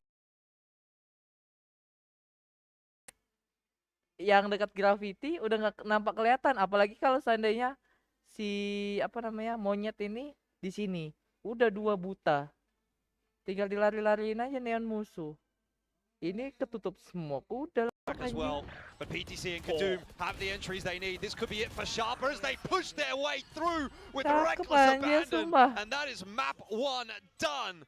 RRQ. So basically it's like because we are underdog team in Arsiteknya here, so cakep like, anjing. we want a bit freedom for PTC, so we kind of change from Viper that like unlock him with Euro so he can impact with the operator also. Yeah. Oh, unleash, right? Yeah. Well. Bang, udah lah bang. Bang, ini apa tumpengan anjing? Hah, apa nih? Nah.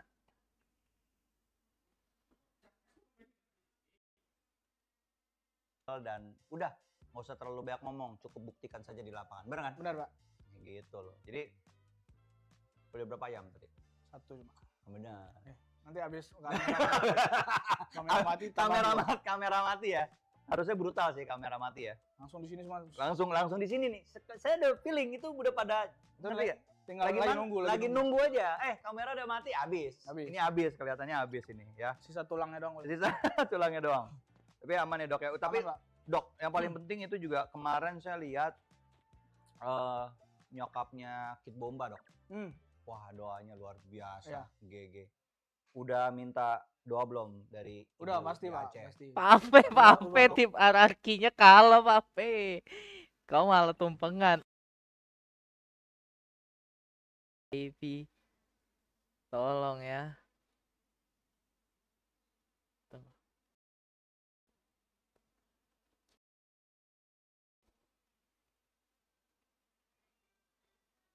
Suaranya hilang cok. Ini goblok cok.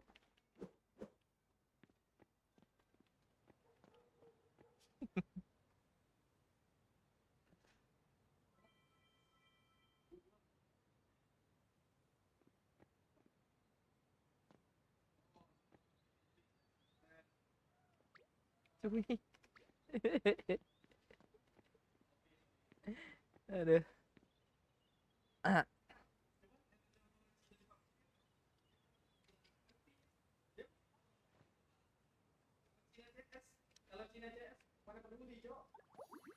Nih, tadi mana layar Valorantnya tuh jangan di close dulu. Beginiin, anjir goblok. Oh gepeng jadinya ya, ya nggak apa-apa lah udah. Kita takin sini.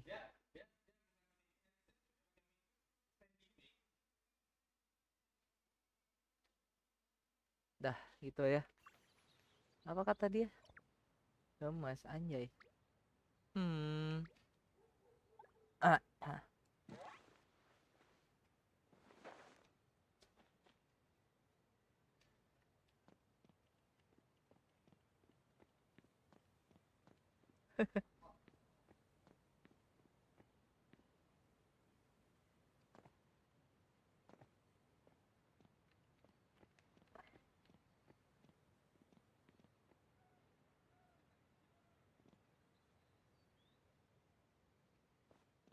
Nyiram-nyiram, bejir. Ada baju apa hari ini? Kita lihat dulu. Cok, baju ini anjir. Fuck, 160.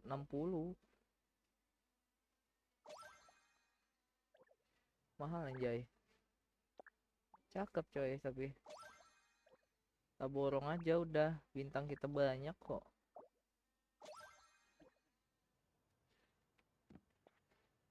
Nah, basah wey. Apa-apa. Oh, masih ngobrol-ngobrol. Nanti kita nonton lagi guys. Tenang aja, aman aja.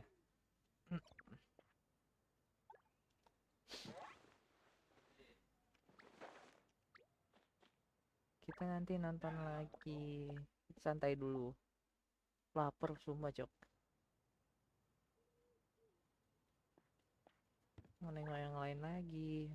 Jual apa deh? Ini beli aja cok. Walaupun warnanya kita nggak suka.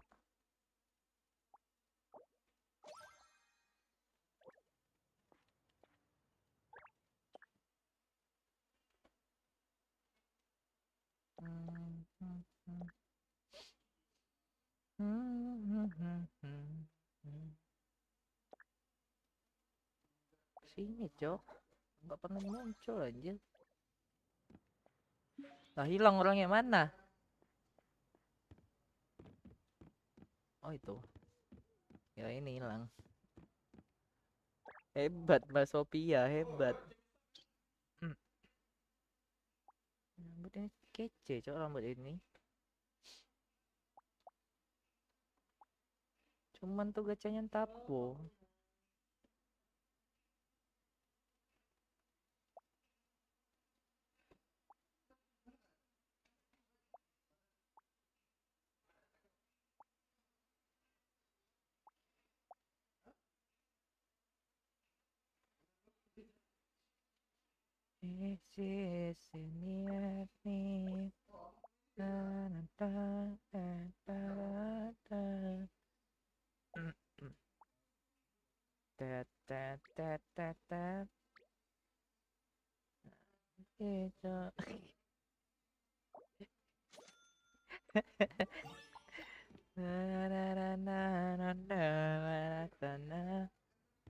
Mana dia?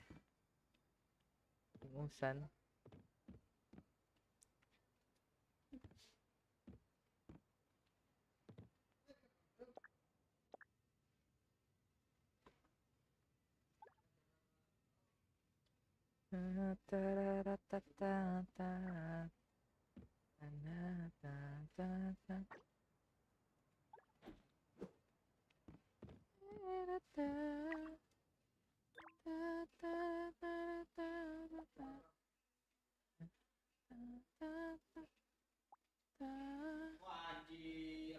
No, no, no, no, no way.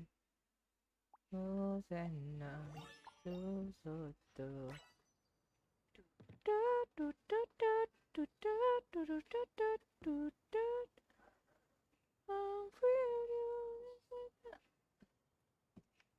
Sama.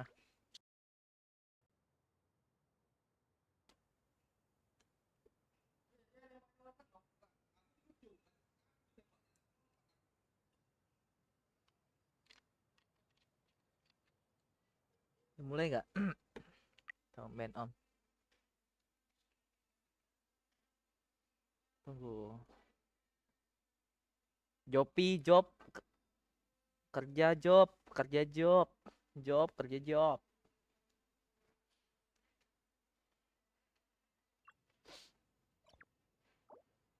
Ma.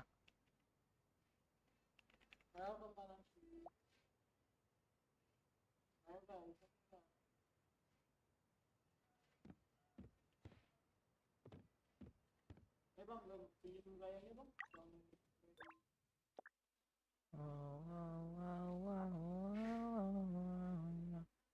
Da da da da da da. Du du du du du du du du du du du du.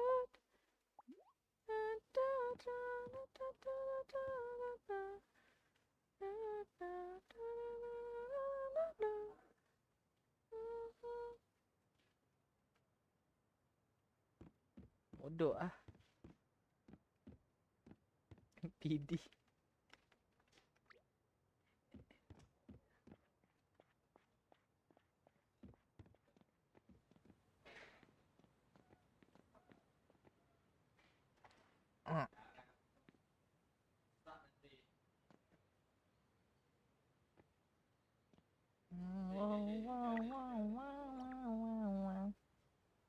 Sudah. Itu udah berapa ini, Cok? 12.000, coy. Ini anjir.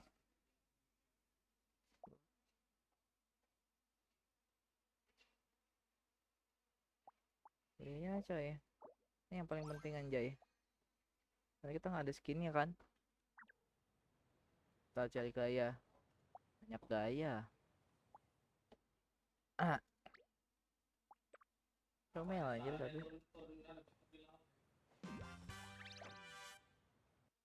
Alhamdulillah. Terus Sandawa. Udah mulai. With this composition, Apinya is not shy to play this sort of role alongside Kadum. Obviously, forcing a bit of a shuffle and rolls between PTC and Niz as well. But anyway, all the way up middle. Yeah, nice and quick through the map here. Sharp up, playing with confidence. Kadum overrunning Jemkin, and that is also the B side kind of overrun. So already RRQ on the back foot. Sorry guys. Any prep that you might have done leading up to this week as RRQ is just tossed aside because Sharper is just playing such a different style from what they did or used to do. Oh, lads. They've not quite managed to land a shot that he needed. So actually does end up giving up his life. He didn't have any backup. Now the big X factor in this round is going to be Apinya on this flank. He doesn't have a lot of time because Sharpa are being pressured on the site. He's not got there fast enough. Retake-retake-nya jago, Cok. RRQ itu R-nya was on that flank. The dart's going to go through. He doesn't have any shock darts, so the wall is just going to win the round right here for Sharpa, for RRQ. The defuse goes off. That's awkward for Sharpa. I mean, they had the site, they had the setup, but they just couldn't find the fights that they wanted. lagi bersama tim RRQ, kebanggaan kita. Enggak sih, aku aja. Kalian enggak suka RRQ kan? Kingdom jahat kan, kalian haters RRQ kan? Uncomfortableness. That Achilles guy, the host, he's pretty good. He should be a caster, by the way. Yeah, maybe. But yeah, down the rounds, it's a little bit awkward. But we'll write that one off. I mean, a little bit of a whiff from Apinya. We'll see what happens now. It happens, but it does make life a little bit more difficult. You have to go through this round, take the eco, see what you can get out of it. Apinya gonna eat the shock dart, but happily going to take the orb, which is really what he wanted. I think it doesn't necessarily matter how much HP he's got in this round. Ooh, Kadum is finding some nice entries so far. Both these rounds have been opened up by him. There. Very quick and clean. They heard the trademark, smoked it off clearly. Regroup towards B and then hit the site. I mean, it's just Jemkin in position. He does have a Marshall though, so should be good for at least kadang-kadang one. kepedean males, Brings Cok. the numbers back, and then you look at like what the pistol. Star Syndrome main kayak main ML, Cok. No, it's a couple of bandits and a sheriff. Jemkin. Nah, itu dia Jemkin main dia.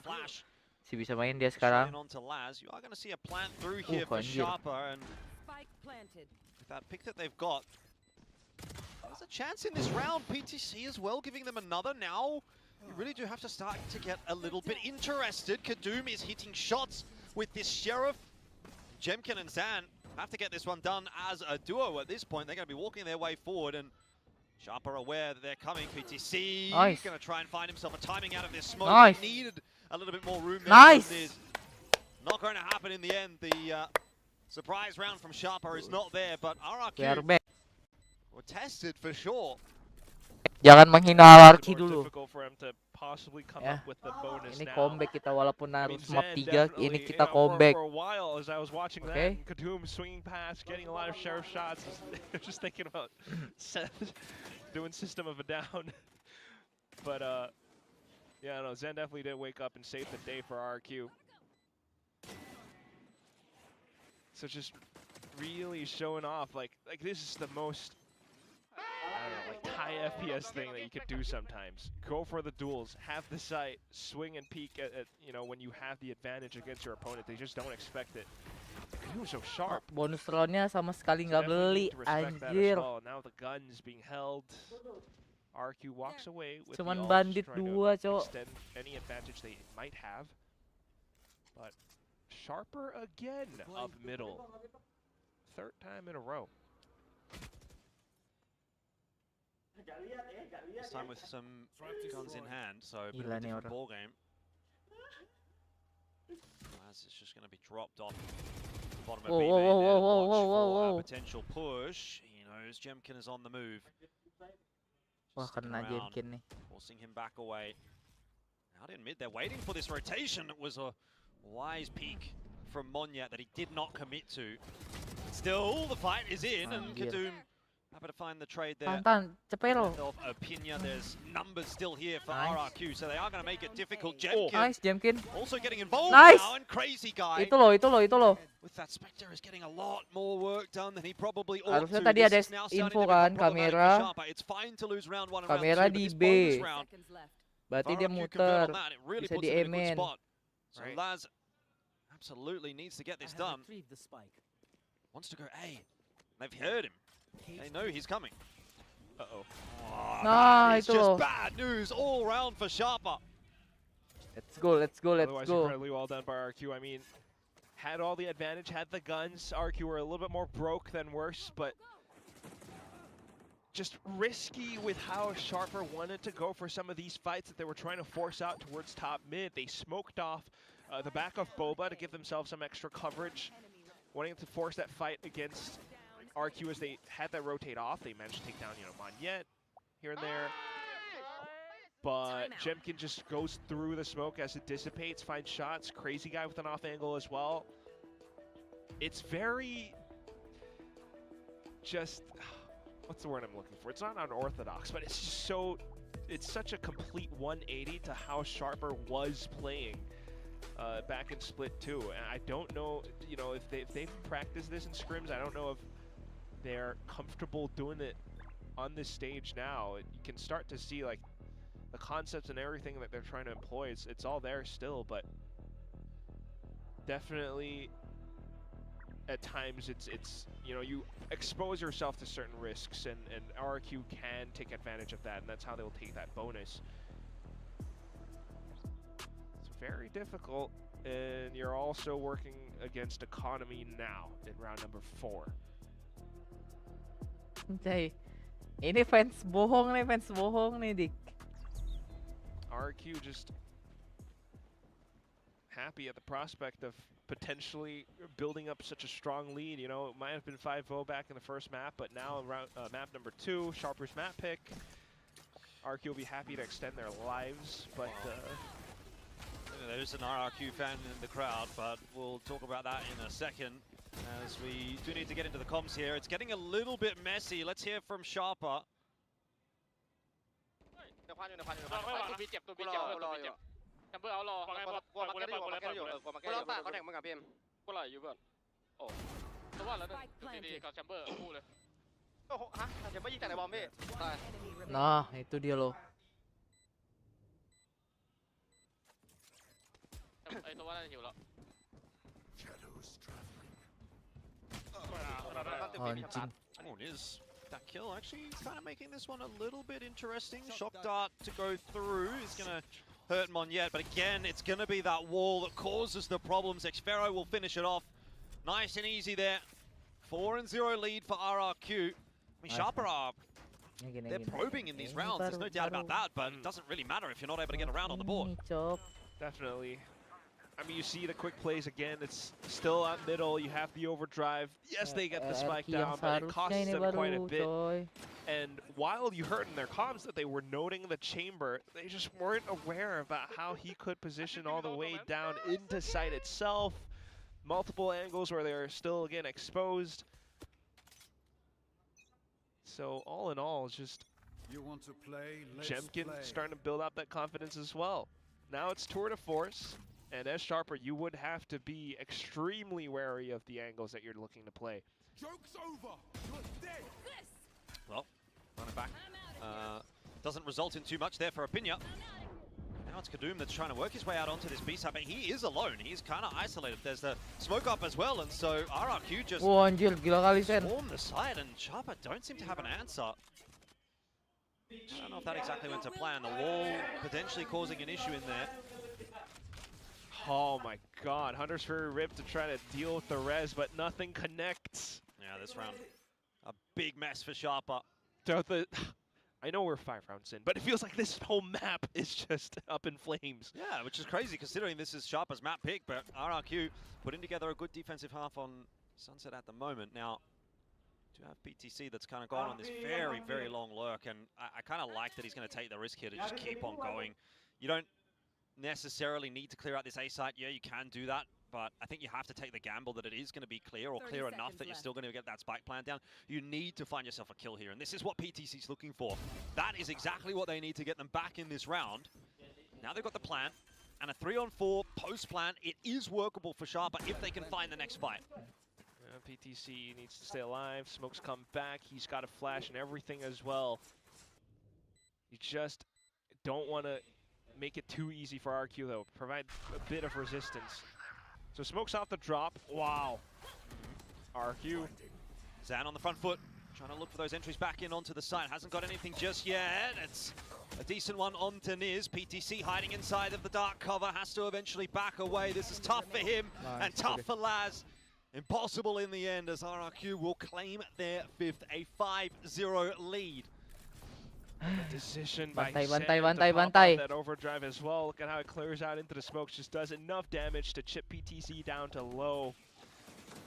And for everything that happens,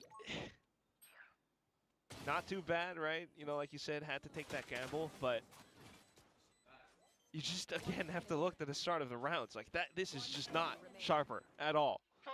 Double dive in. Kadum gets absolutely isolated from the rest of the team.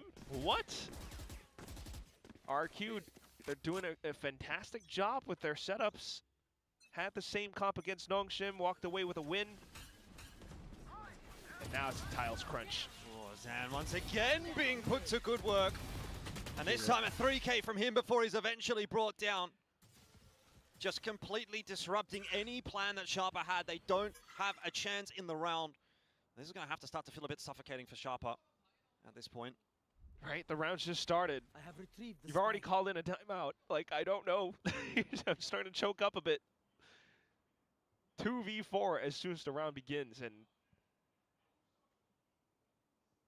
there's just no option. Fighting for control even is going to be tough. You wait for the wall, perhaps, but then, like, who knows what's on the other side. All you have to work off of for info is maybe Kadum to jiggle, Laz with a cam, but that's it. Even if you got the spike down, like, you're thinking about the retakes.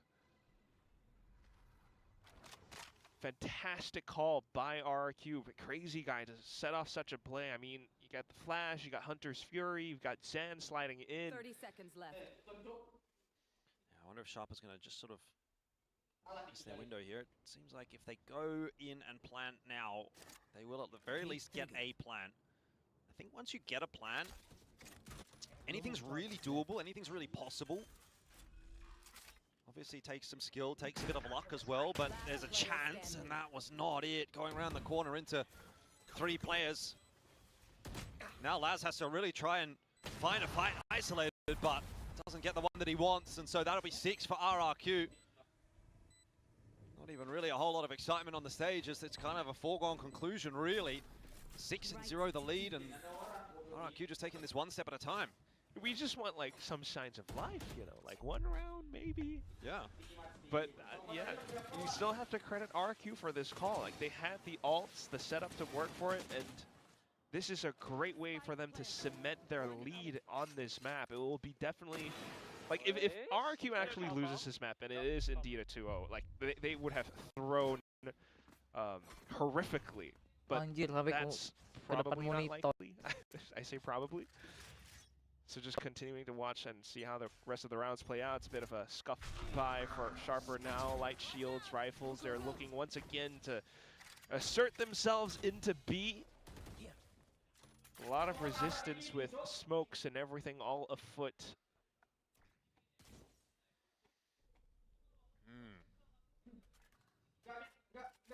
Once again, going to try and hit that B site. Haven't had a lot of success here. Haven't had a lot of success anywhere, to be fair. It is Kadoom again that's going to be sent out alone. Seems to be the tried and true for Sharper at the moment, at the very least. Teleport forward from PTC. Now they're starting to get a bit of space, but Crazy Guy and Zan are looking dangerous. There's another one for Crazy Guy, and PTC caught on the jump up. Just nothing really working out for Sharper in this map. The timings are off, things are awkward, and once again they're fighting for their place on the site. In the 2-on-2 now, it'll be the creep forward, but Jemkin's waiting for it. RRQ have got an answer for everything Sharper try. No answer, no reprieve. Like, it wasn't bad initially. You see how the fast lane baits out the paranoia. Kadoom gets in a corner, Niz gets in, maybe looks for the spike plant. They even find some duels and exchanges, but as soon as they break apart from it and everyone else from RRQ starts to tread back in, it's like angles, it's a bit of nerves, the ledge up on the back of sight, and Crazy Guy just takes advantage of that, walking away with 3 kills. Jemkin as well to finish off the job. 7-0. This timeout is more than desperate now, but I just don't know how much else you can do. You're absolutely broke down in the dumps. Just hoping for, I don't know, like, not a 11-1. A miracle. They're hoping for a miracle. They're hoping for a hero. They're hoping for someone to step up here. I mean, Laz is 0-7. PTC, who had a really good first map, is 3-7. Opinia also 3-7. You know, these are not numbers that are going to be sustainable. They need to start getting some frags on the board. You can talk about strats, you can talk about setups, you can talk about this and that. But if you're not shooting back, which is, you know, what was said in the coach interview in halftime by RRQ, you know, it becomes very difficult to win rounds. And kind of feels at the moment that Sharper are just not getting the opportunity to shoot back. A lot of the fights feel unfavorable. It's not working out for them at the moment. This sunset pick is very quickly blowing up in their face, and at that point we're going to need a decider of Breeze. They'll approach another round with a bunch of sheriffs. See what they can do. Kalau udah lapar pengen semuanya ya, anjing.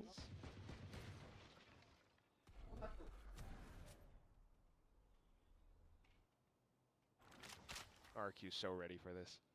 Yeah. Crazy Guy, though, not landing his initial shots at the second attempt. He goes one better.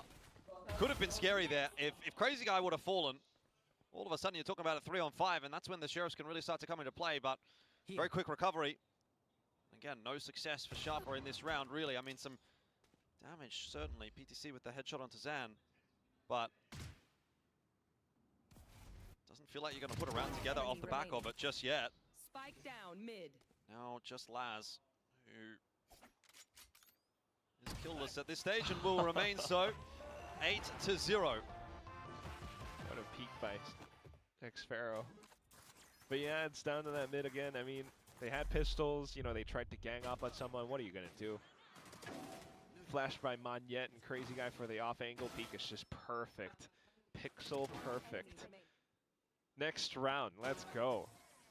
We've seen the mid plays, we've seen attempts at shoving it down B. Let's give it a go towards A side, Sharper. They have Niz with a Hunter's Fury as well, but what we really want to see is just something strong, steadfast. The double duel is, while they do create space, it comes at a cost.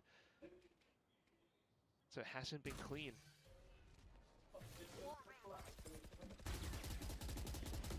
And again, it's the composition that RRQ employ that's really hampering Sharper as well. Like, this is so perfect. There. Wall plus smoke slow them down. Laz has not been able to find anything much else either. Tempted to break the market door and maybe set up a different angle, but just keeping presence around A main for the time being. Yeah, Sharper seeming a bit tentative in this round for sure. Round's going to go forward into B-Link, but even if they take that space, they're still not really much closer to actually taking a site.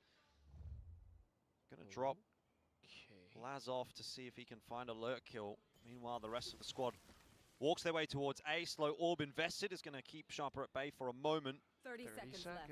2 players posted on that line as well. Flash around the corner. There's a smoke up now. Xpero's just going to spam through it. And they go straight into Crazy Guy. Again, nothing working out for Sharper. Spike down A. PTC gets himself one, but realistically speaking, it just feels like an absolute nothing round once again on this attack. Rez invested as well, just to sort of rub salt into the wound. This will be a 9-0 lead for RRQ at this point. There has been absolutely nothing in this map for Sharper so far. Trying to remain as professional as possible. I'm crossing my fingers for like not an 11-1 just because I want to see more Valorant. But this is not it. They tried to slow things down, you know, with presence, not really working the map that much. Like, there wasn't enough presence towards the B site to try to keep RQ at bay. Slowing down does work out because they do kind of bait out more utility away from RQ, but as soon as the executes go in, like the off angles, it's just still too painful. Laz on the lurk is incredibly patient, but you don't see him taking duels, and that's something that he's very accustomed to as well, which sometimes does bite Sharper in the back, but here we go. Bit more of a retake setup for RQ. They left the side open on purpose. They're fast flooding back in. Yeah, plant's gone down. Again, you know, there's the makings of something here for Sharper, but they need to find probably the opening pick or two, and that's not going to be the case. Xfero up on top of the wall as well, catching Niz out. It's just slowly but surely getting away from Sharper. PTC tries to pull it back in with that Phantom in hand, but he can only get himself one, and Laz will certainly not be in the position to make any kind of difference to this round anymore. So 10 on the board. RRQ up to double digits. Just so clean. Oh, is there a celebration by Monyet again? I think I hear it out of my headset. Like, look, they left it open. Jemkin had an off angle. Rendezvous out easy. Of course, you've got a little elevation with the wall as well. Zen always able to slide back in, provide a lot more assistance. They're just having a good time. Surely not. Like, this can't continue.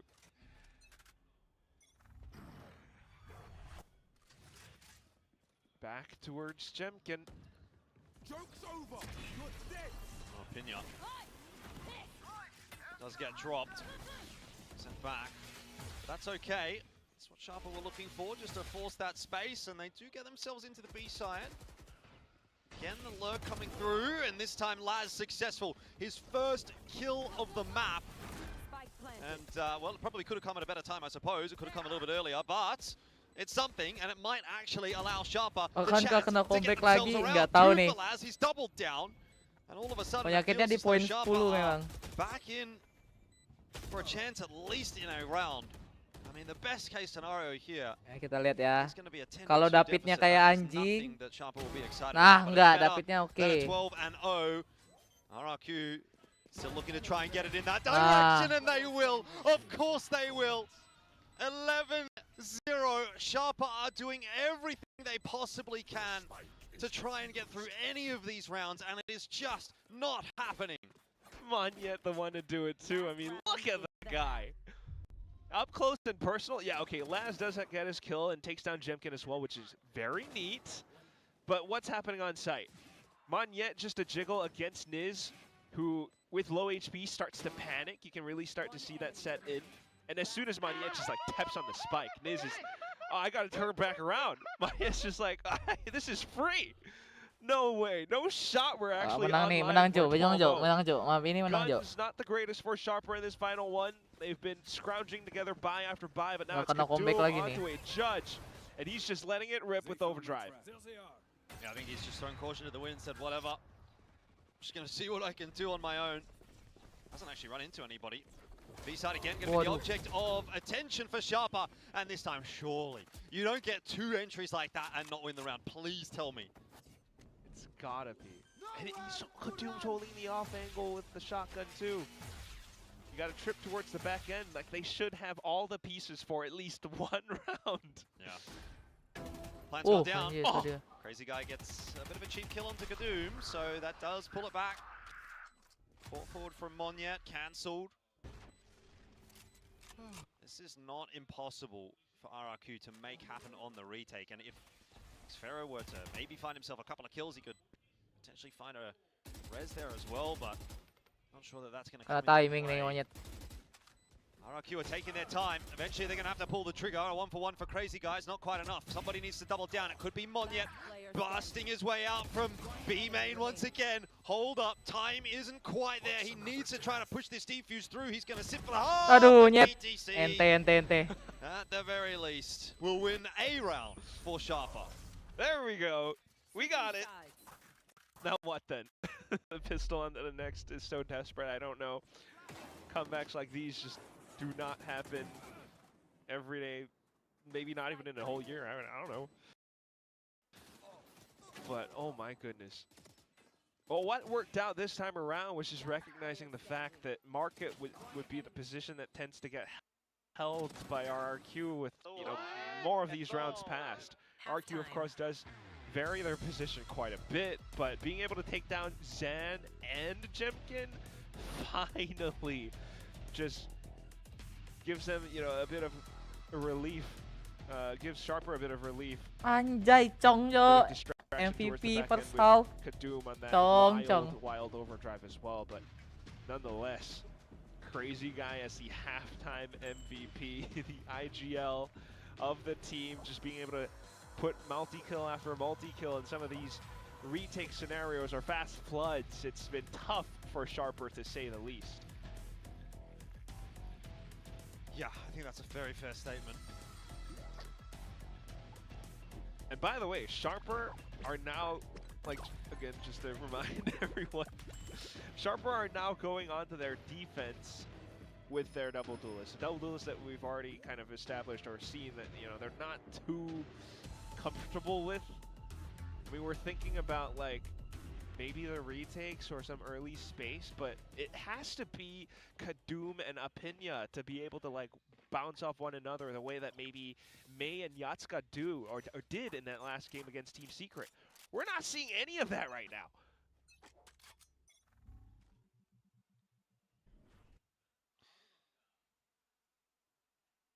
Wah, kacau. A little bit of a free orb. RQ not revealing anything just yet. Alright. Blast may be easily overwhelmed here. He's just going to try and maybe grab himself one and then back away. In the end, it's actually the latter. Without even really looking for a pick, he tries a peek over the top of the smoke, but RRQ are wise to that trick. It is their smoke. Ini bola apa, Cok? Sumpah. Sage wall, so it just goes to work to try to at least reduce that impact somewhat. We'll be able to break through it at a moment's notice now. Sharper have to make this retake work, otherwise this map is over. But this is such a strong post plant right now for RRQ. The paranoia does connect, but Jemkin's still able to find himself that kill onto Kadoom. Zan's on the other side of this engagement as well with that classic, and he's good for one. 3 lawan 2. Deficit for Sharper. A tap on the defuse. It's Nice. not going to work. Satu Sharper lagi. are just getting nothing out of this map at all. RRQ take the second half pistol, and I dare say they will be taking the map as well. 12-1, bos. Yeah, probably. I mean, it's Nggak ada gonna kena take more than a comeback ya. miracle at this point. Look at this setup. Xfero is just so good. Jemkin gets a shot mid-slide. RQ looking alive again. They had the slow orb on top of the Sage wall. Just slows down Sharper every bit, every step. So great way to redeem themselves from that second half back on Haven. Then we think about Breeze and both teams off course. Nothing to scoff at as well. This should be quite a doozy.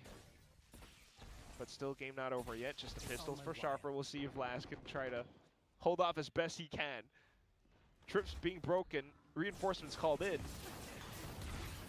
Oh, that's awkward for Jemkin, but Zan Oh, happy to keren feast banget, on Sen. the scraps. Kadum and Opinio go down. So a 3-on-4 No. here that Sharper are going to try to make Sen, work. jauh, That Sen. Shoddy not Woi, really doing any monyet. real significant damage, but Monyet able to come sliding through. Leaves PTC on his own, and he's now been spotted out That's as your well. GG. It's a very unceremonious finish Let's to the go. map. Jo, mana Jo, mana Jo. Menang Jo. Sharper aside, as if they were nothing, and Sharper are going to be looking at that and thinking, Tim gua nih, why bos. not all sets us up for breeze.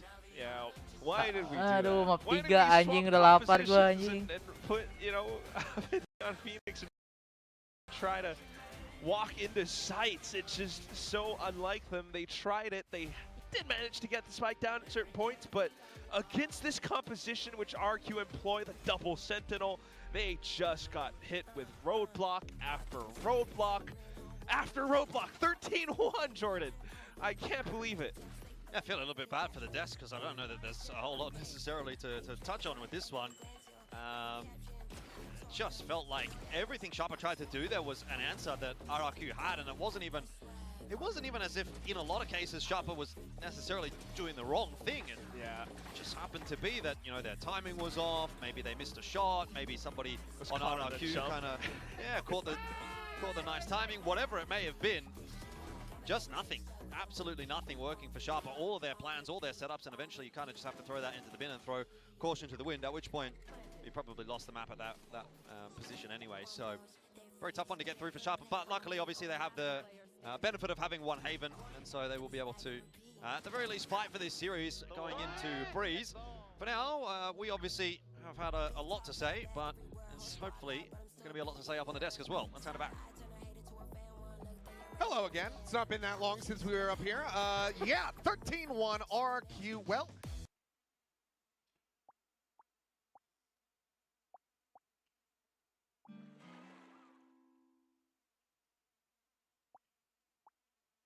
Gak lucu anjir kalau dapat rambut ini. Hell now. Kita lihat map ketiga, kita lihat Jo. Ya. Kita lihat map ketiga nih. Billing aing tapi sisa sejam, Cok.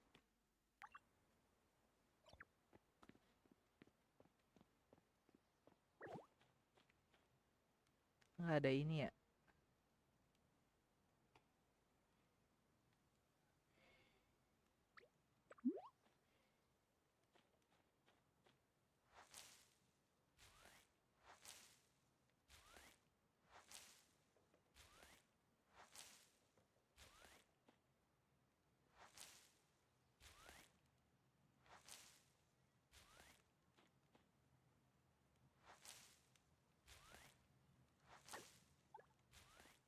Hari ini kita game chill-chill aja. Malming baru Valorant gaming kan. Baru.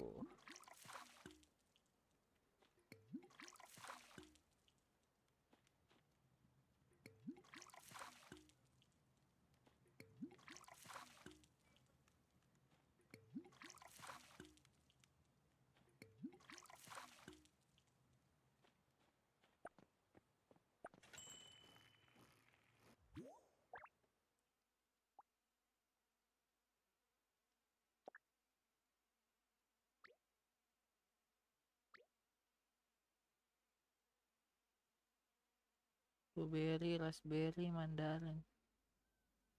Starfruit pearl. Starfruit fruit pearl. Hah?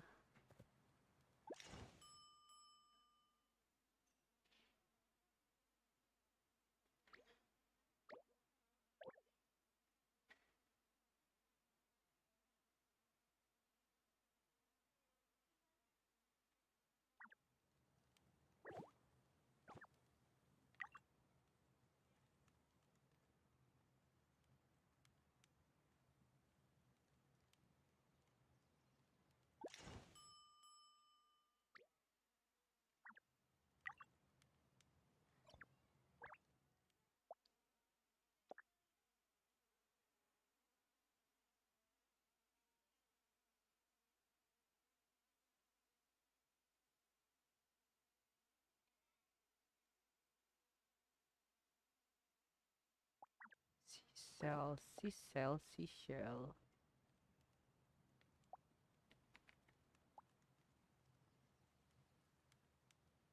Nih.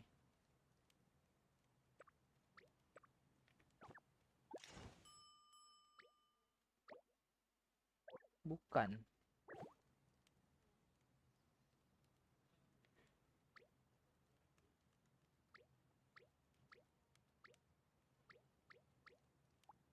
Gunanya buat apa ini biji? Banyak lagi nih. What the fuck, man? Budak GG, coy.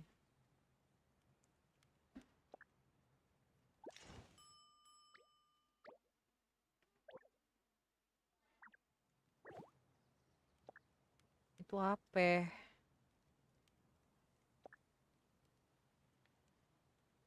Saya tidak mengenal barang itu. Ah,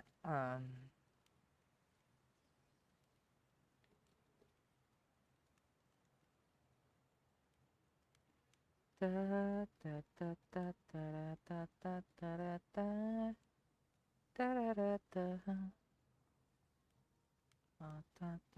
ta ta ta.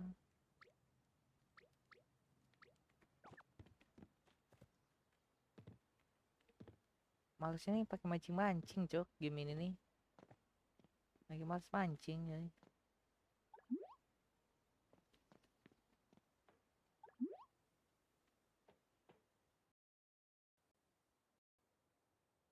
Aku.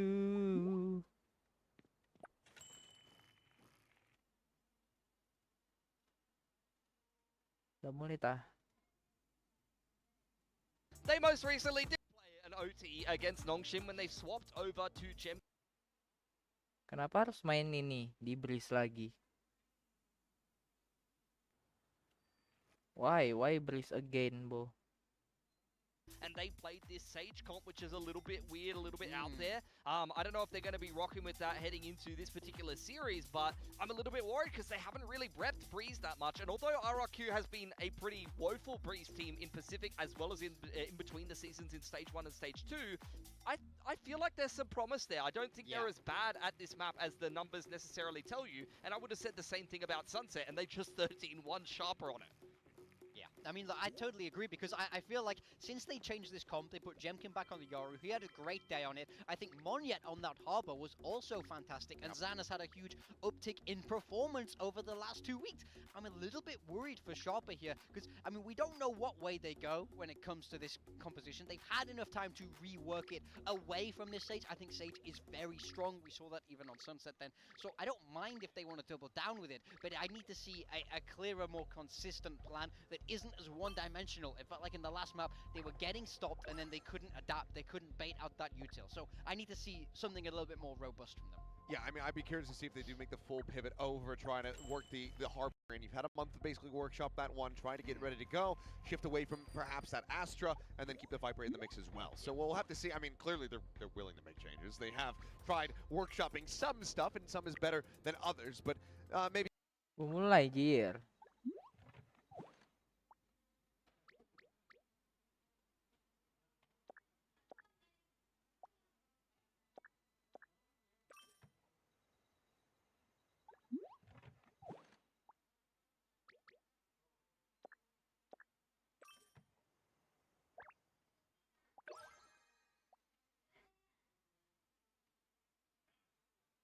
Dengannya berapa persen?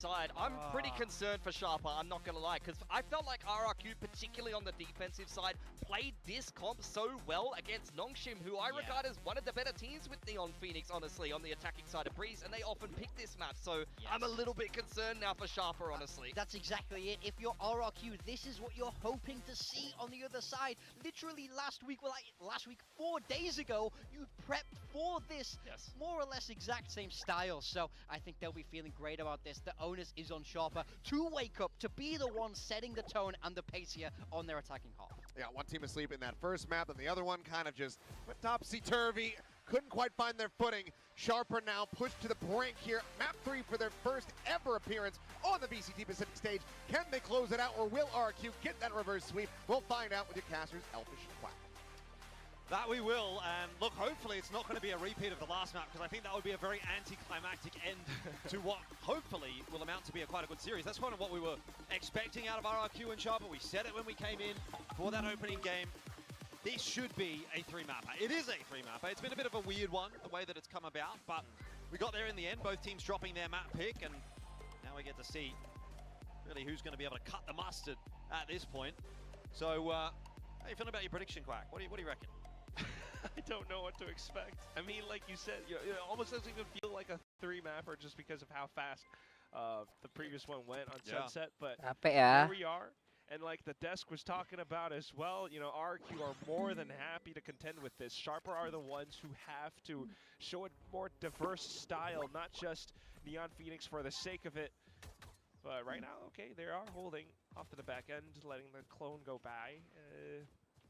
PTC towards middle as well, like trying to set up for some kind of an A split. Blocking fire. Portal closed.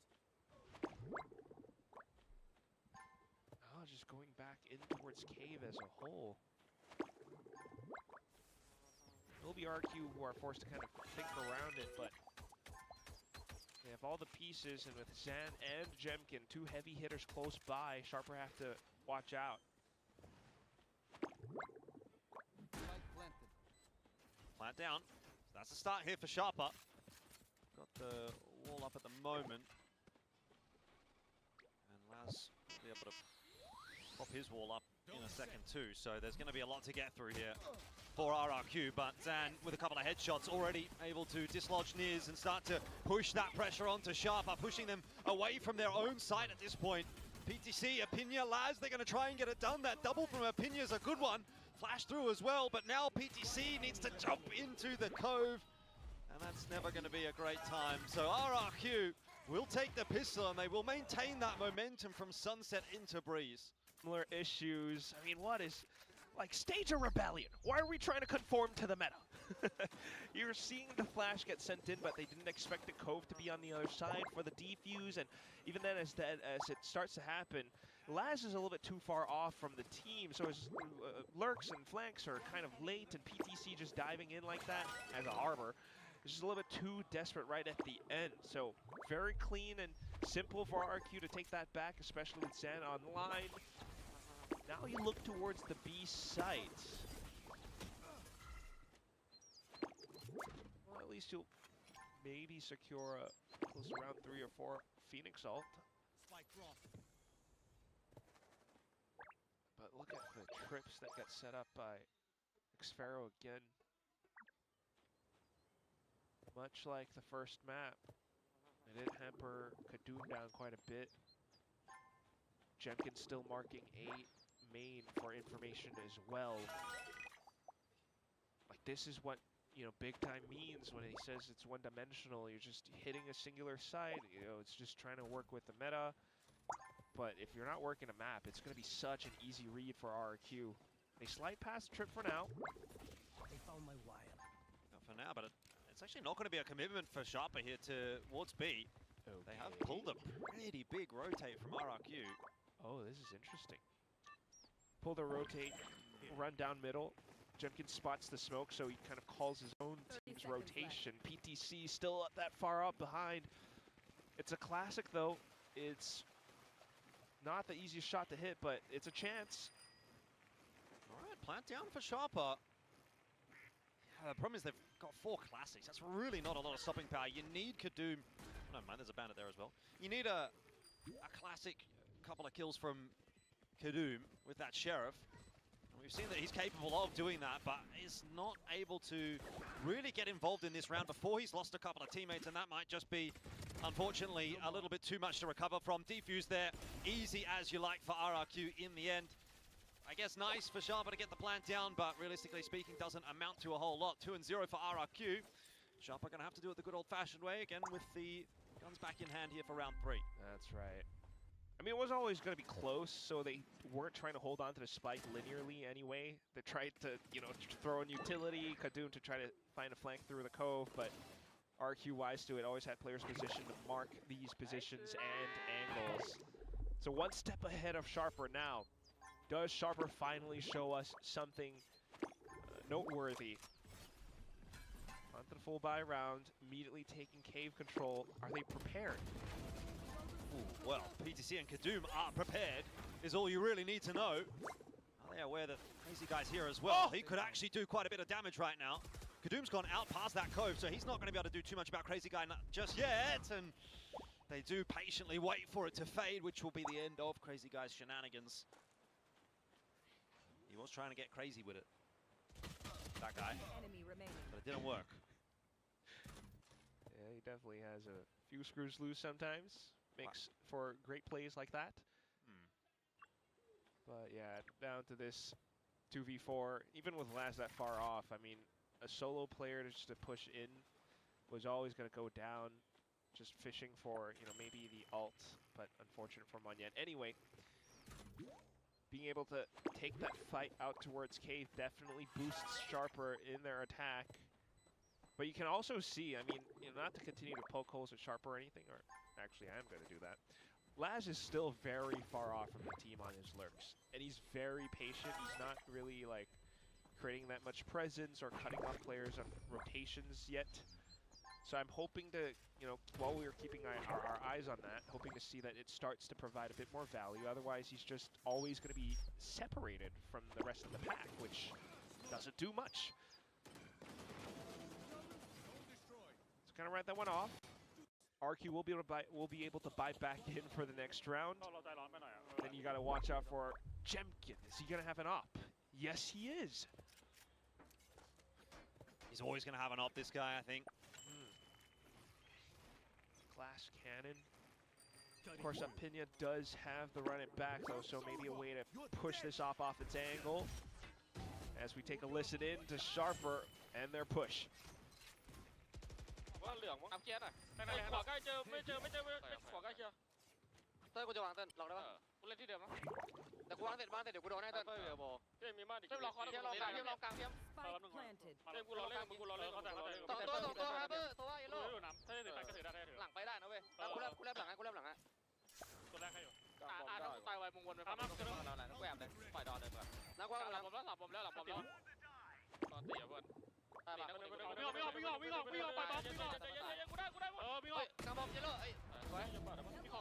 Lots of back and forth at the moment. Kadum in the position to make the difference. It's Atmin actually that does get that shot past Kadum. Defuse tapped again here by Monyet.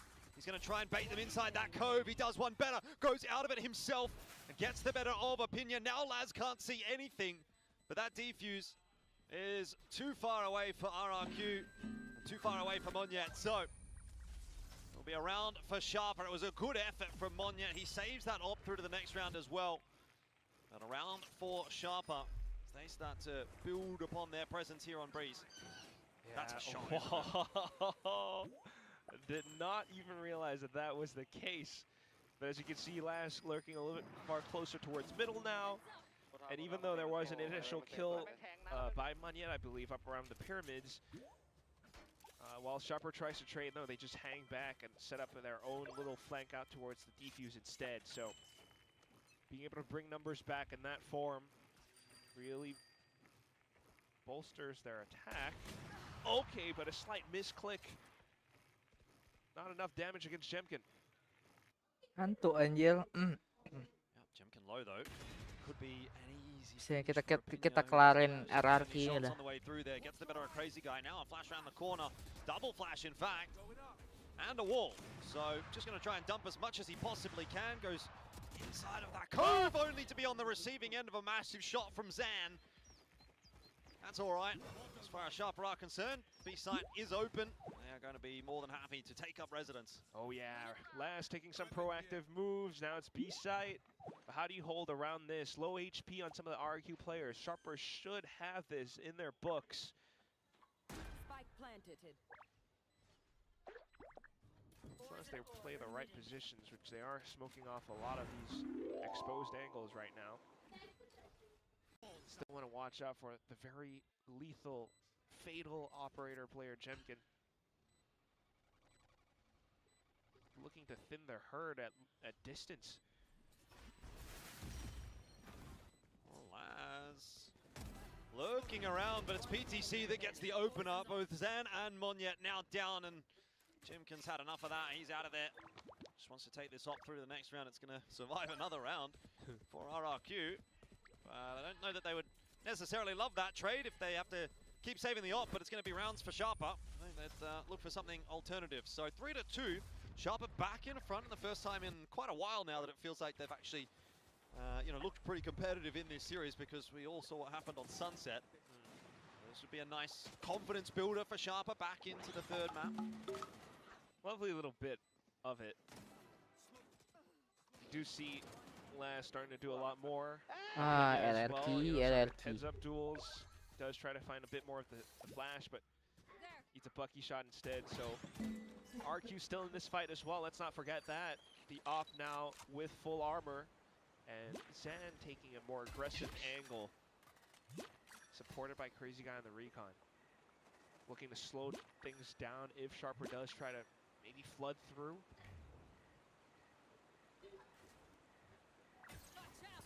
There we go. There's a relay bolt that should slow them down.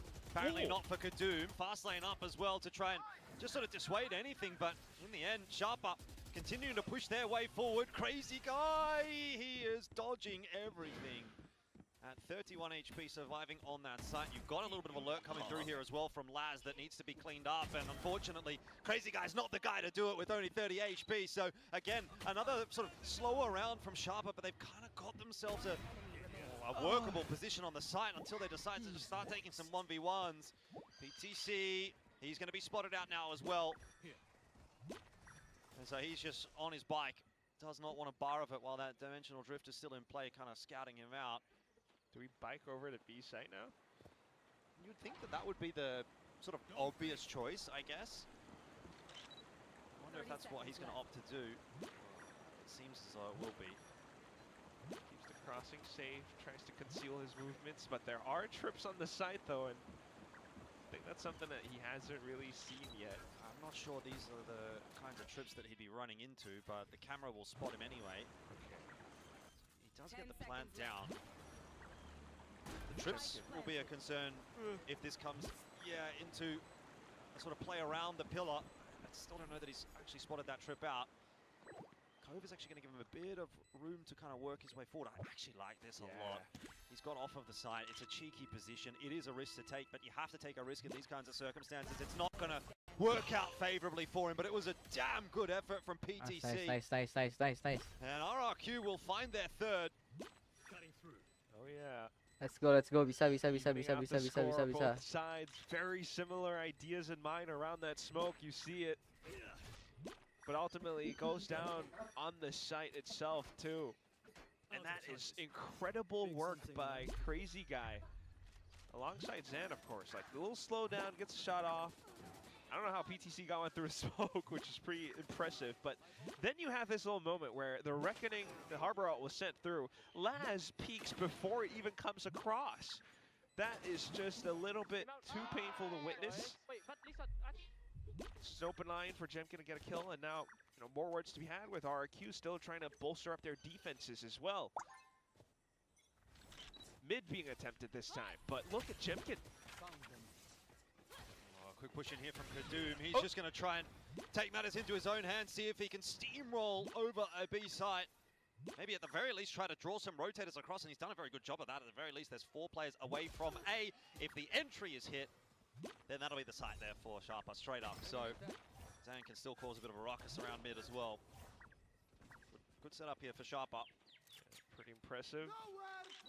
Still a bit tough for Doom, so he's going to stay close by, but crazy guy now fishing around. Pinya does have a run it back, though, so this is still going to be a tricky round. Spike planted.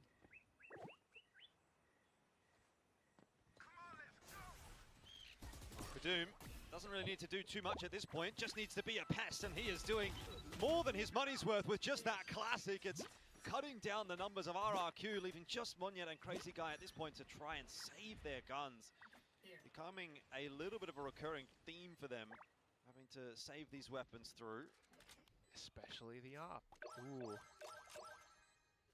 Hunting down for it, though, Sharper.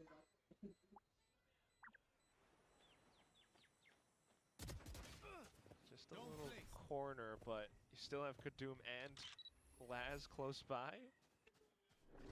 I think he might have spotted the barrel. He's gonna pre-fire. The op's gone. Monyet. Okay. It's not gone. It's not gone. The op will never die. Oh man. All right. But yeah, like it's such a big piece of the puzzle for RRQ that Sharper kind of uses it against them sometimes. Like this one was just Kadoom running it down middle or running it up middle with the overdrive, and clearly, you know, that's a tough shot for Jemkin to hit as well. He was trying to set himself down towards elbow or down towards B tunnel instead, thinking that that might have been where, you know, Sharper could have positioned themselves, but like it's just all over the place sometimes. So perhaps a bit more of a passive, more defensive approach from RQ now. We'll see what the timeout provides for them, but safe to say, Sharper definitely doing a lot more. It's looking more 2, maybe 3-dimensional now. I can count. Yeah. Now at 6-7. Back in that previous game. Crazy Guy has a lot to say Bang. in this timeout. Nggak ada lemon, Mas Gar, tolong. Lemon anjir. Few Jemkin fans. I don't know if they're necessarily getting what they signed up for today. He has been okay. Yeah. But he hasn't exactly been the driving force behind RRQ. Not yet. A little bit different from that game against Nongshim as well. I mean, he was topping the charts back then and did bring RQ to that. Lemon pakai kal. Don't know if it's going to be the same this time around, though. Still keeping that things for now, but with his side Balik, ayo. towards middle, Seralah siapa yang menang. to have support marking his back because Sharper are setting up for that A push. Oh, Kadoom straight into the side already.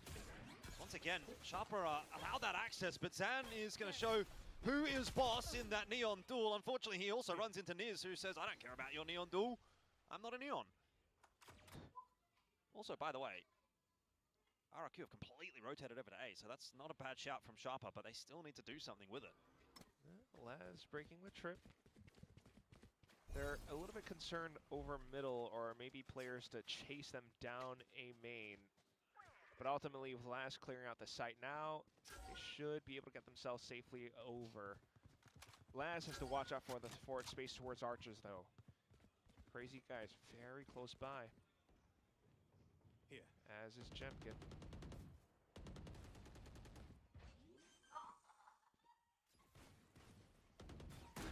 Plan down for BTC. Few damage players here on the side of Sharper. They do have the advantage of playing the defense in this circumstance. No ultis to try to keep RRQ at bay, though. See how this one plays out. PTC, bit of an off angle, catches one. No more than that for him, but at least the trades are through. 2-on-2 gets brought back down. The Jemkin fans in the audience will be pleased with that, but Apinya is in the position to clutch this round out, especially with that kill. He's got the hot hand still available. Flash there as well. Oh my God. He's just trying to bide as much time as possible. Nah, itu dia. But you can't do enough against Jemkin, who will sit the defuse and take the round here for RRQ. There was no tap. Like, he's just trying to buy time for it. I can hear some desk slams below us as well. The Sharper coaching. Jemkin nih, bos. That jump peak was way too wide. Tried to go for the air strafe back into safety, but a different game, bro. Jemkin just lands his shots, and that is definitely something to cheer for. Look at that. Oh my God, Maxim, you're the goat. Sorry, I spoke to Maxim. Booted. All right. And now we're at a 4-4. You got to worry about economy pretty soon again. Sharper can't let these rounds slip past, but it's back towards middle. Oh, anjir. Oh, Jemkin. Ooh. Out of the picture early on in the piece this time around. That's not exactly how that was meant to go. Ente kali itu. Big opportunity again here for Sharper to strike and do some damage. Yeah, back to the drawing board of worrying about Laz on the lurks as well, which is why Xfero this time around has to stick close by on B site. Sharper looking to find that weak point towards A. It's Crazy Guy who comes back in with the op. Shot whiffed, reinforcements called. This might be exactly what Sharper wanted. They'll end back up on B. Deploying drone.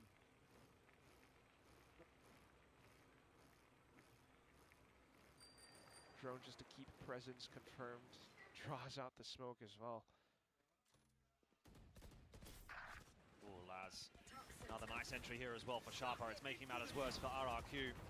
Gonna dump everything onto that site, including the Reckoning, which honestly at this point unnecessary because Sharper are just winning all of their duels. Plant's gonna go down. This has turned out to be quite a straightforward round for Sharper, and I suppose that's what happens when you get two opening picks in that fashion. Oh yeah. Still trying to take that off, and Kadoom will be the one to do it in flawless fashion as well. And this is much more like the Sharper of old. I mean, they might be employing a double duelist, but it's down to these more methodical calls, little mid-round plays where they create presence and pressure off of the drone, just trying to keep players invested over on the A site. Laz with a couple more players do manage to isolate, I believe, Xfero alone over by B site, and that's when they strike. Guns all broke for RRQ now. No more op in the hands. Just Jemkin onto a Hero Vandal. Trying to make some plays off around it as well. He's got Zan to support. Trying to pinpoint onto Laz, who has been the sole lurker. Oh, Zan with that opener onto Laz. You're right in saying that he was a sole lurker. There was no one there to trade for him. There was no one there to help him out. So at this point, Sharper are going to have to do it without him, but this is a nice lurk out onto the side, a very nice contact play if they can find themselves a pick. Crazy Guy, at the very least though, seems to be aware. Time is of the essence though. That rotate is starting to come across. Kadoom spots it in middle though. Crazy Guy. Sharper in all sorts of trouble on this side Nice right now. It's the double classic duo, Monyet and Crazy Guy, that have actually blown this round wide open. But it still might not be enough. Kadoom with the ace from downtown. That round was looking over. And then Kadoom arrived. What just happened? This round just delivered everything. I mean, it was entertaining on multiple fronts. It was a little bit comical with how Crazy Guy against Sharper were playing ring around the rosy on the pyramids. He finds the shots with the classic, but it's Kadoom with that overdrive, with the final beam on towards the last player as well that does it. Oh. Timeout. All right, well that I think is going to warrant a bit of a timeout here from RRQ. That really felt like it could be the round that actually breaks this final map open, right? RRQ, a bunch of classics. Benci lah ngebug kayak gini nih, sumpah dah. That's a huge mental swing in the favor of RRQ, but now it's almost gone directly back in the other direction with Kadoom coming up with a big ace. So RRQ just need a bit of a mental reset, I think, at this point. Yeah. Definitely need to cool things off for Sharper as well. Just can't be allowing for things like that to happen. There was such a good lead, numbers advantage and everything all brought up, but I'll think to what else the rest of the half could afford. Now there is an op in play, a lot of word. They've been forced to contend and ponder about multiple lanes of the map. I mean, at that round they managed to isolate Laz, which wasn't too bad, but onto the site and some of these actual like micro fights. Still the positions around it.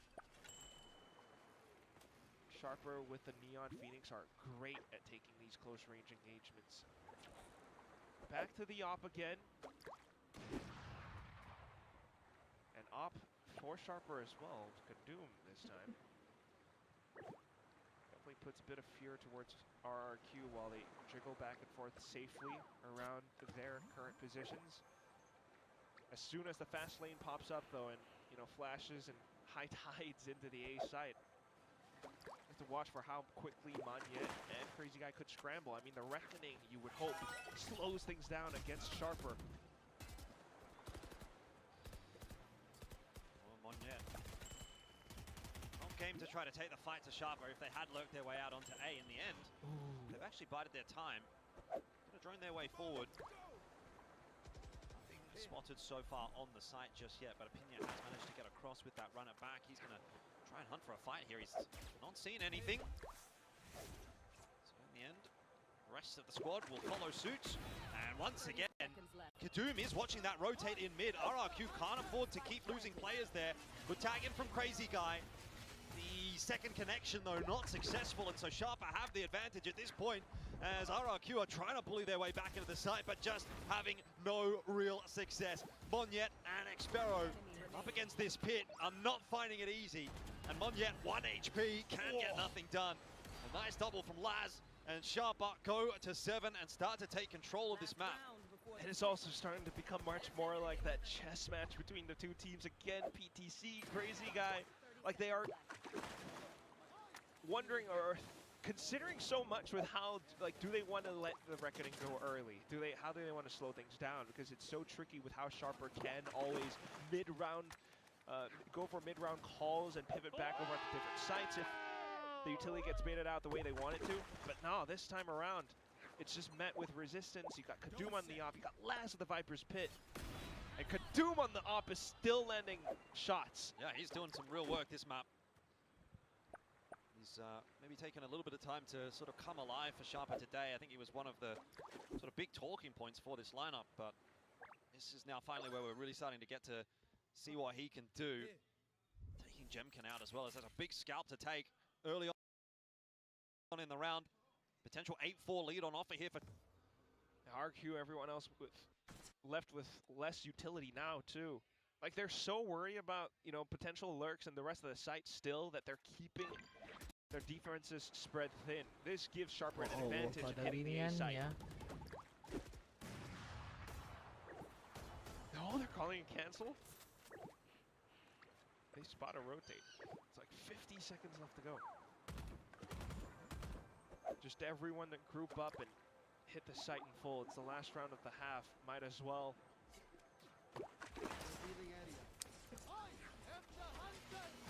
Is not able to do a whole lot on the entry there, but it's Kadoom that has kind of been given that space to work. Opinion alongside him, and now PTC. It is just lining up just exactly like RRQ did in that round for Sharper. All in a row, easy kills. Sharper are on their way to 8. Exfero's not going to get much done here at all. That is 8-4. And it's a very scary kind of scoreline for RRQ to have to deal with at this halftime break. Absolutely. They've spent timeouts as well. Might just be, well, our first team on the first day of play-ins. Sharper, they keep this up, making their mark in Pacific play-ins. I mean, it's just so incredible as well, like, to be able to slow things down. As a double duelist composition team right now on a map like Breeze, where things are so wide, there's so much space to consider, Sharper force RRQ to really slow things down and think and consider their decisions as well. And sometimes that can paralyze you. You do have, 3 players stacked up onto the A site, but so what? Like, Hunter's Fury, Kadoom, just to blow things wide open. He already had an opening shot with that op from before. That's ridiculous.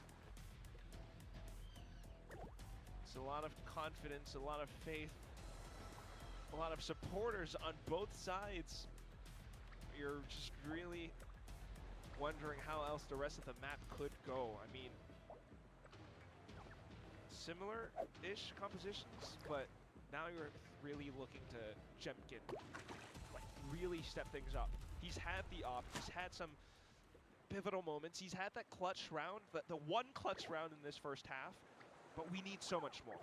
We need a lot lot more from RRQ across the board.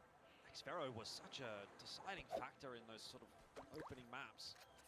He was really one of the standouts on Haven, which they lost. Seems like he's maybe run out of gas here and not having a great time on Breeze. The rest of the job difficult for RRQ, but still another half to see if he can improve upon that. And jumping now onto the defense, see if they get unsettled by that or not. Similar setup to the pistol that we saw in the first half. Big setup towards the A side of the map. Both sides, it's Laz that wants to just tap away with that Ghost. Hasn't had any real success there.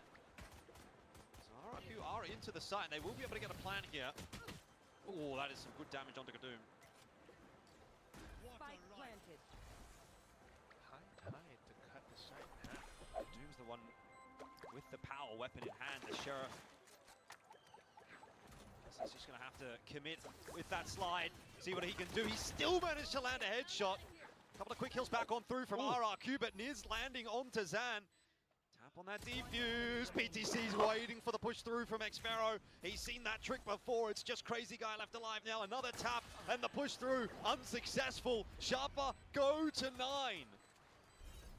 Take on one more of those pistols. I think RQ had a little bit more today, but this one definitely turns the tide. Especially after what we've witnessed on Sunset. Now Sharper. I mean, I was kind of thinking or questioning, you know, the high tide and how they wanted to take that fight towards the back of set, because they know that that's where RRQ are set up. Zed, Jadkin, they were all waiting in that position for quite a while. But instead, it's going to be a cove. It's a progression smoke. They swing in and out of it. Kadoom, mid-slide with the Sheriff shot, like you called it. And then for the rest of the secondary squad, Niz, PTC to swing around that as well. It's just more kills added to the bonus. And now, guns aplenty, Kadoom with an outlaw. Big spams off that cage and a drone confirming presence in towards A main. Ozan.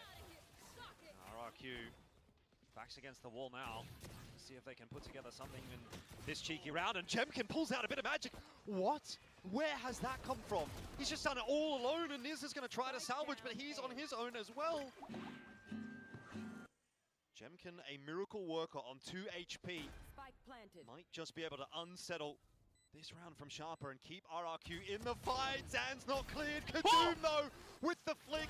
He himself has brought this back. It's now on to Apinya to do the rest of the job. Jemkin is on 2 HP. Surely this would be impossible for him. The spike is not even properly planted for him. And so in the end, all that hard work for RRQ goes down the drain.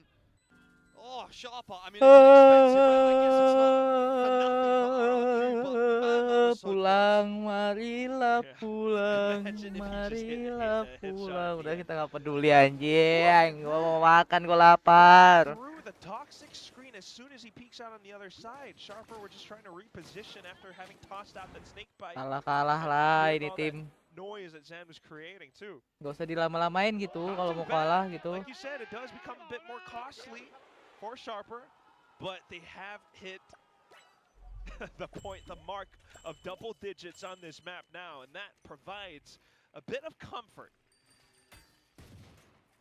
Sick recon. Zan immediately backs off, knowing that there could be a player to peek close by now.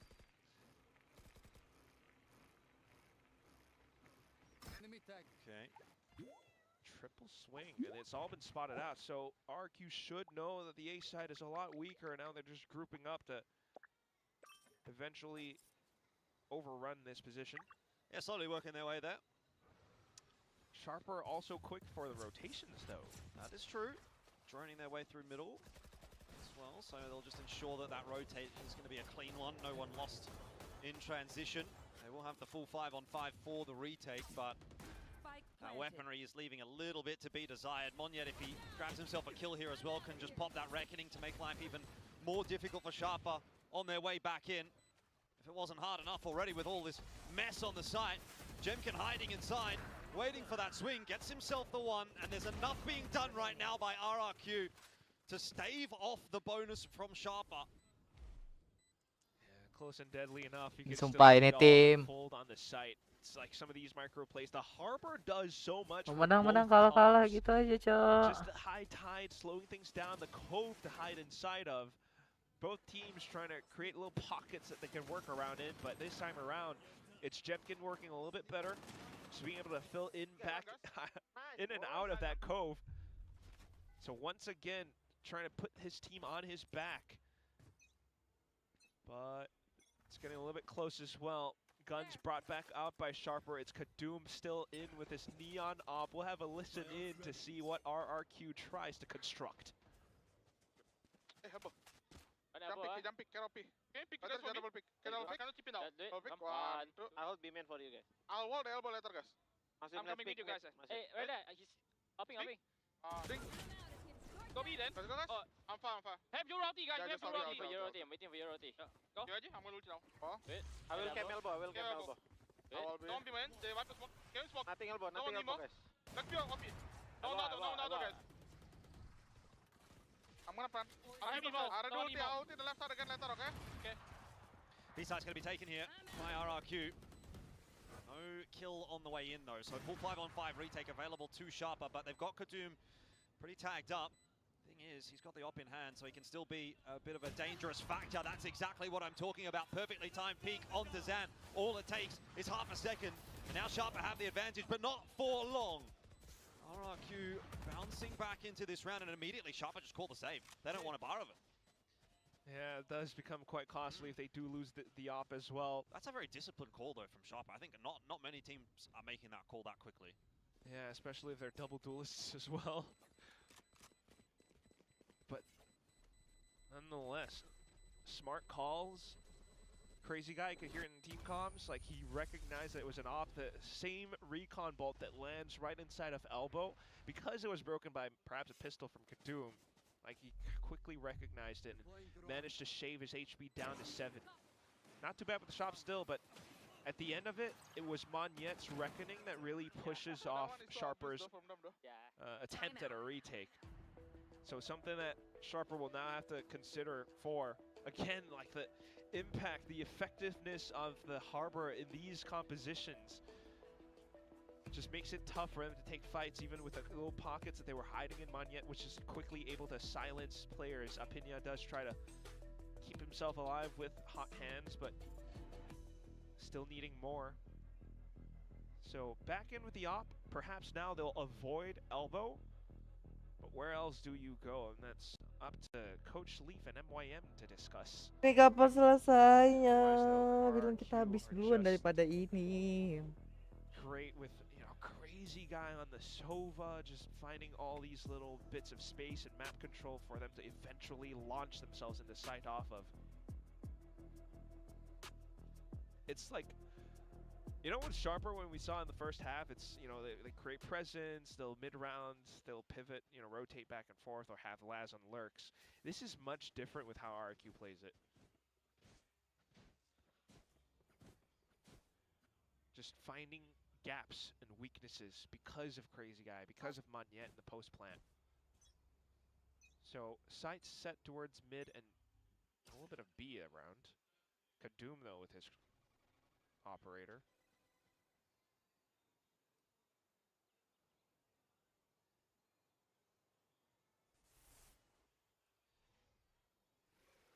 Very slow start to the round that might start to explode in just a second. That clone actually drawing out the initial shot there from Kadoom. Either way, RRQ well and truly on their way into this A site. They have managed to wall Sharper off, but Opinion does not care about that. He gets a little bit of a sliver of vision, and he makes good use of it.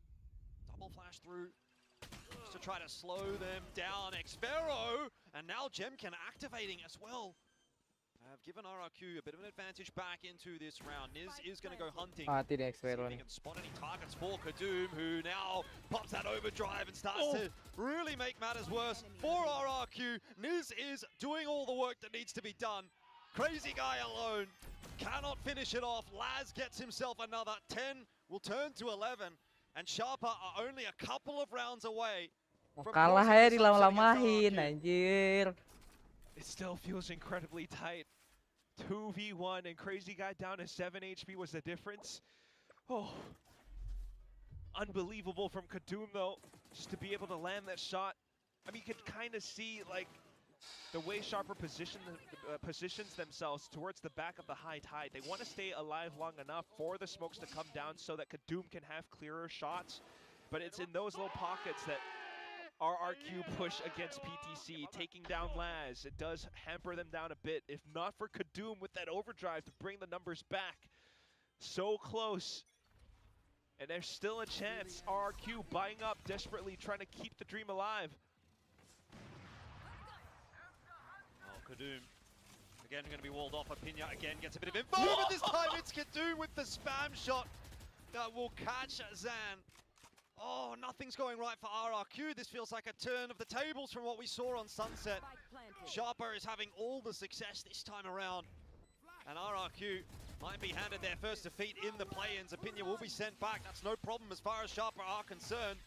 Hunter's Fury here desperately from Crazy Guy to try and provide some space. Expero will lose another duel in middle. That's another soldier down for RRQ on this defense. But they might still make it happen. PTC gets away with one. And 2 on 3 is still not quite enough for Sharper until Miz arrives. Oh, has to be so careful. He's fine. 12-6. Laz was in there as the insurance fund if necessary. And Sharper around the way from victory now. You know, for all that we've been hyped up about Sharper and, you know, how their performance has been up and down a little bit, but onto the second half, I am now just a little bit shivering at the prospect of RRQ, you know, a former international making team, a team that has won out, you know, entire Pacific stages before. They might be down to a single life now with the scoreline of 12-6. I mean, this is such an incredible shot. Kadoom landing it into the site then. Unbelievable. Could be the last buy now. Sharp, what is this? 4-1, they're pushing outside of B. Oh, straight into Kadoom. Who's going to get a chance at a second? Anjing, And he's gonna Kadoom, look for a third Kadoom. here as well, but Zan with the overdrive.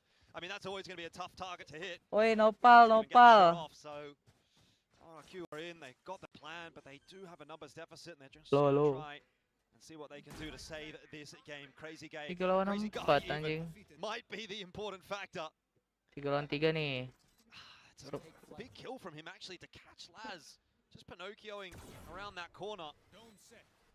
Sharper have to try and put this together as three. Apinya waiting for Crazy Guy, but Zan doing the same for PTC. It's all on the shoulders now of Monyet to save the day for RRQ.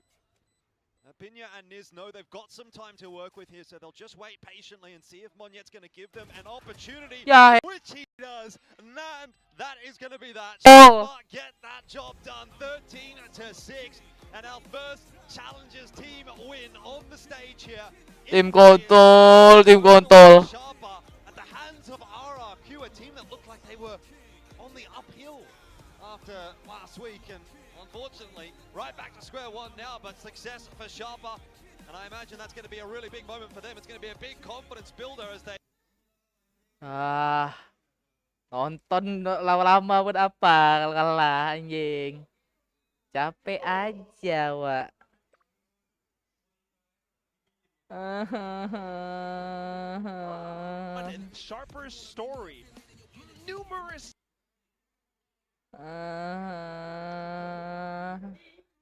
Gimana lah tim kita ini nanti?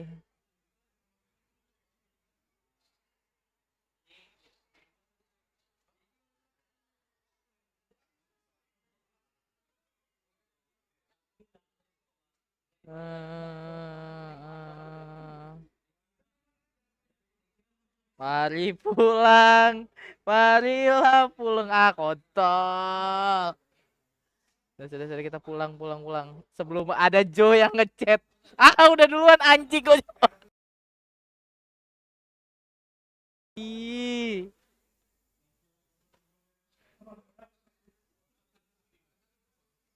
Malas. Satu chance lagi. Mana chance? Nggak ada, Cok. Itu langsung pulang anjir. Langsung pulang ini RRQ. Nggak bisa, dia udah nggak ada ini lagi. Udah nggak ada anu lagi. Masih ada ya? Lower lower apa nih? Lower round 1. Iya, masih ada rupanya coy.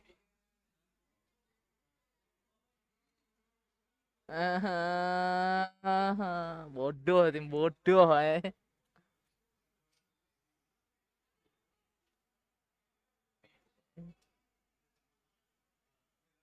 jembut. Oh iya, lower round 1.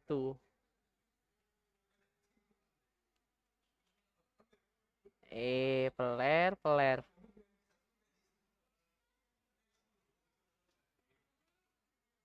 Iya, di bawah sini. Rupanya belum update, Jo. Nggak kelihatan. Nggak kelihatan RRQ-nya tadi. Ada lower bracket.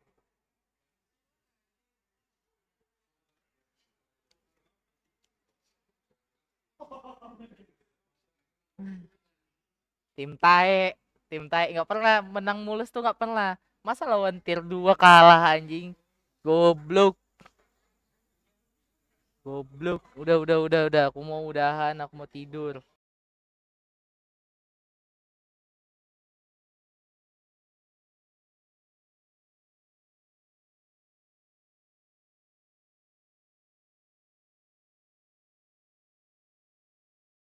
Apa cok yang nonton?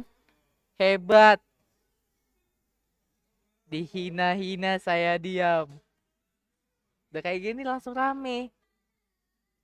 Tadi waktu nonton yang nonton. Apa ini? Kalian nih mau menghina kah? RRQ kalah. Astagfirullah. Hebat kamu, Bud.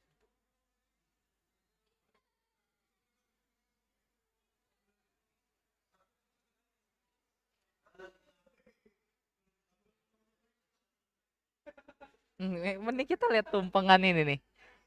Masih nggak? Abis living. Maniak ya, Pre. Lapar anjing gara-gara lihat tumpeng.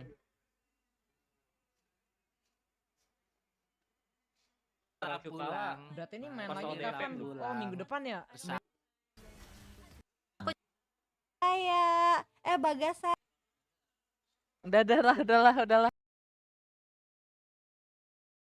Udahlah. Thank you yang udah mampir guys, adik-adik semuanya ya. Thank you.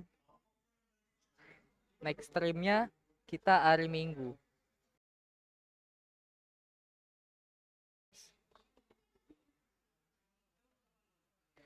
Tapi nanti dibacotin benar.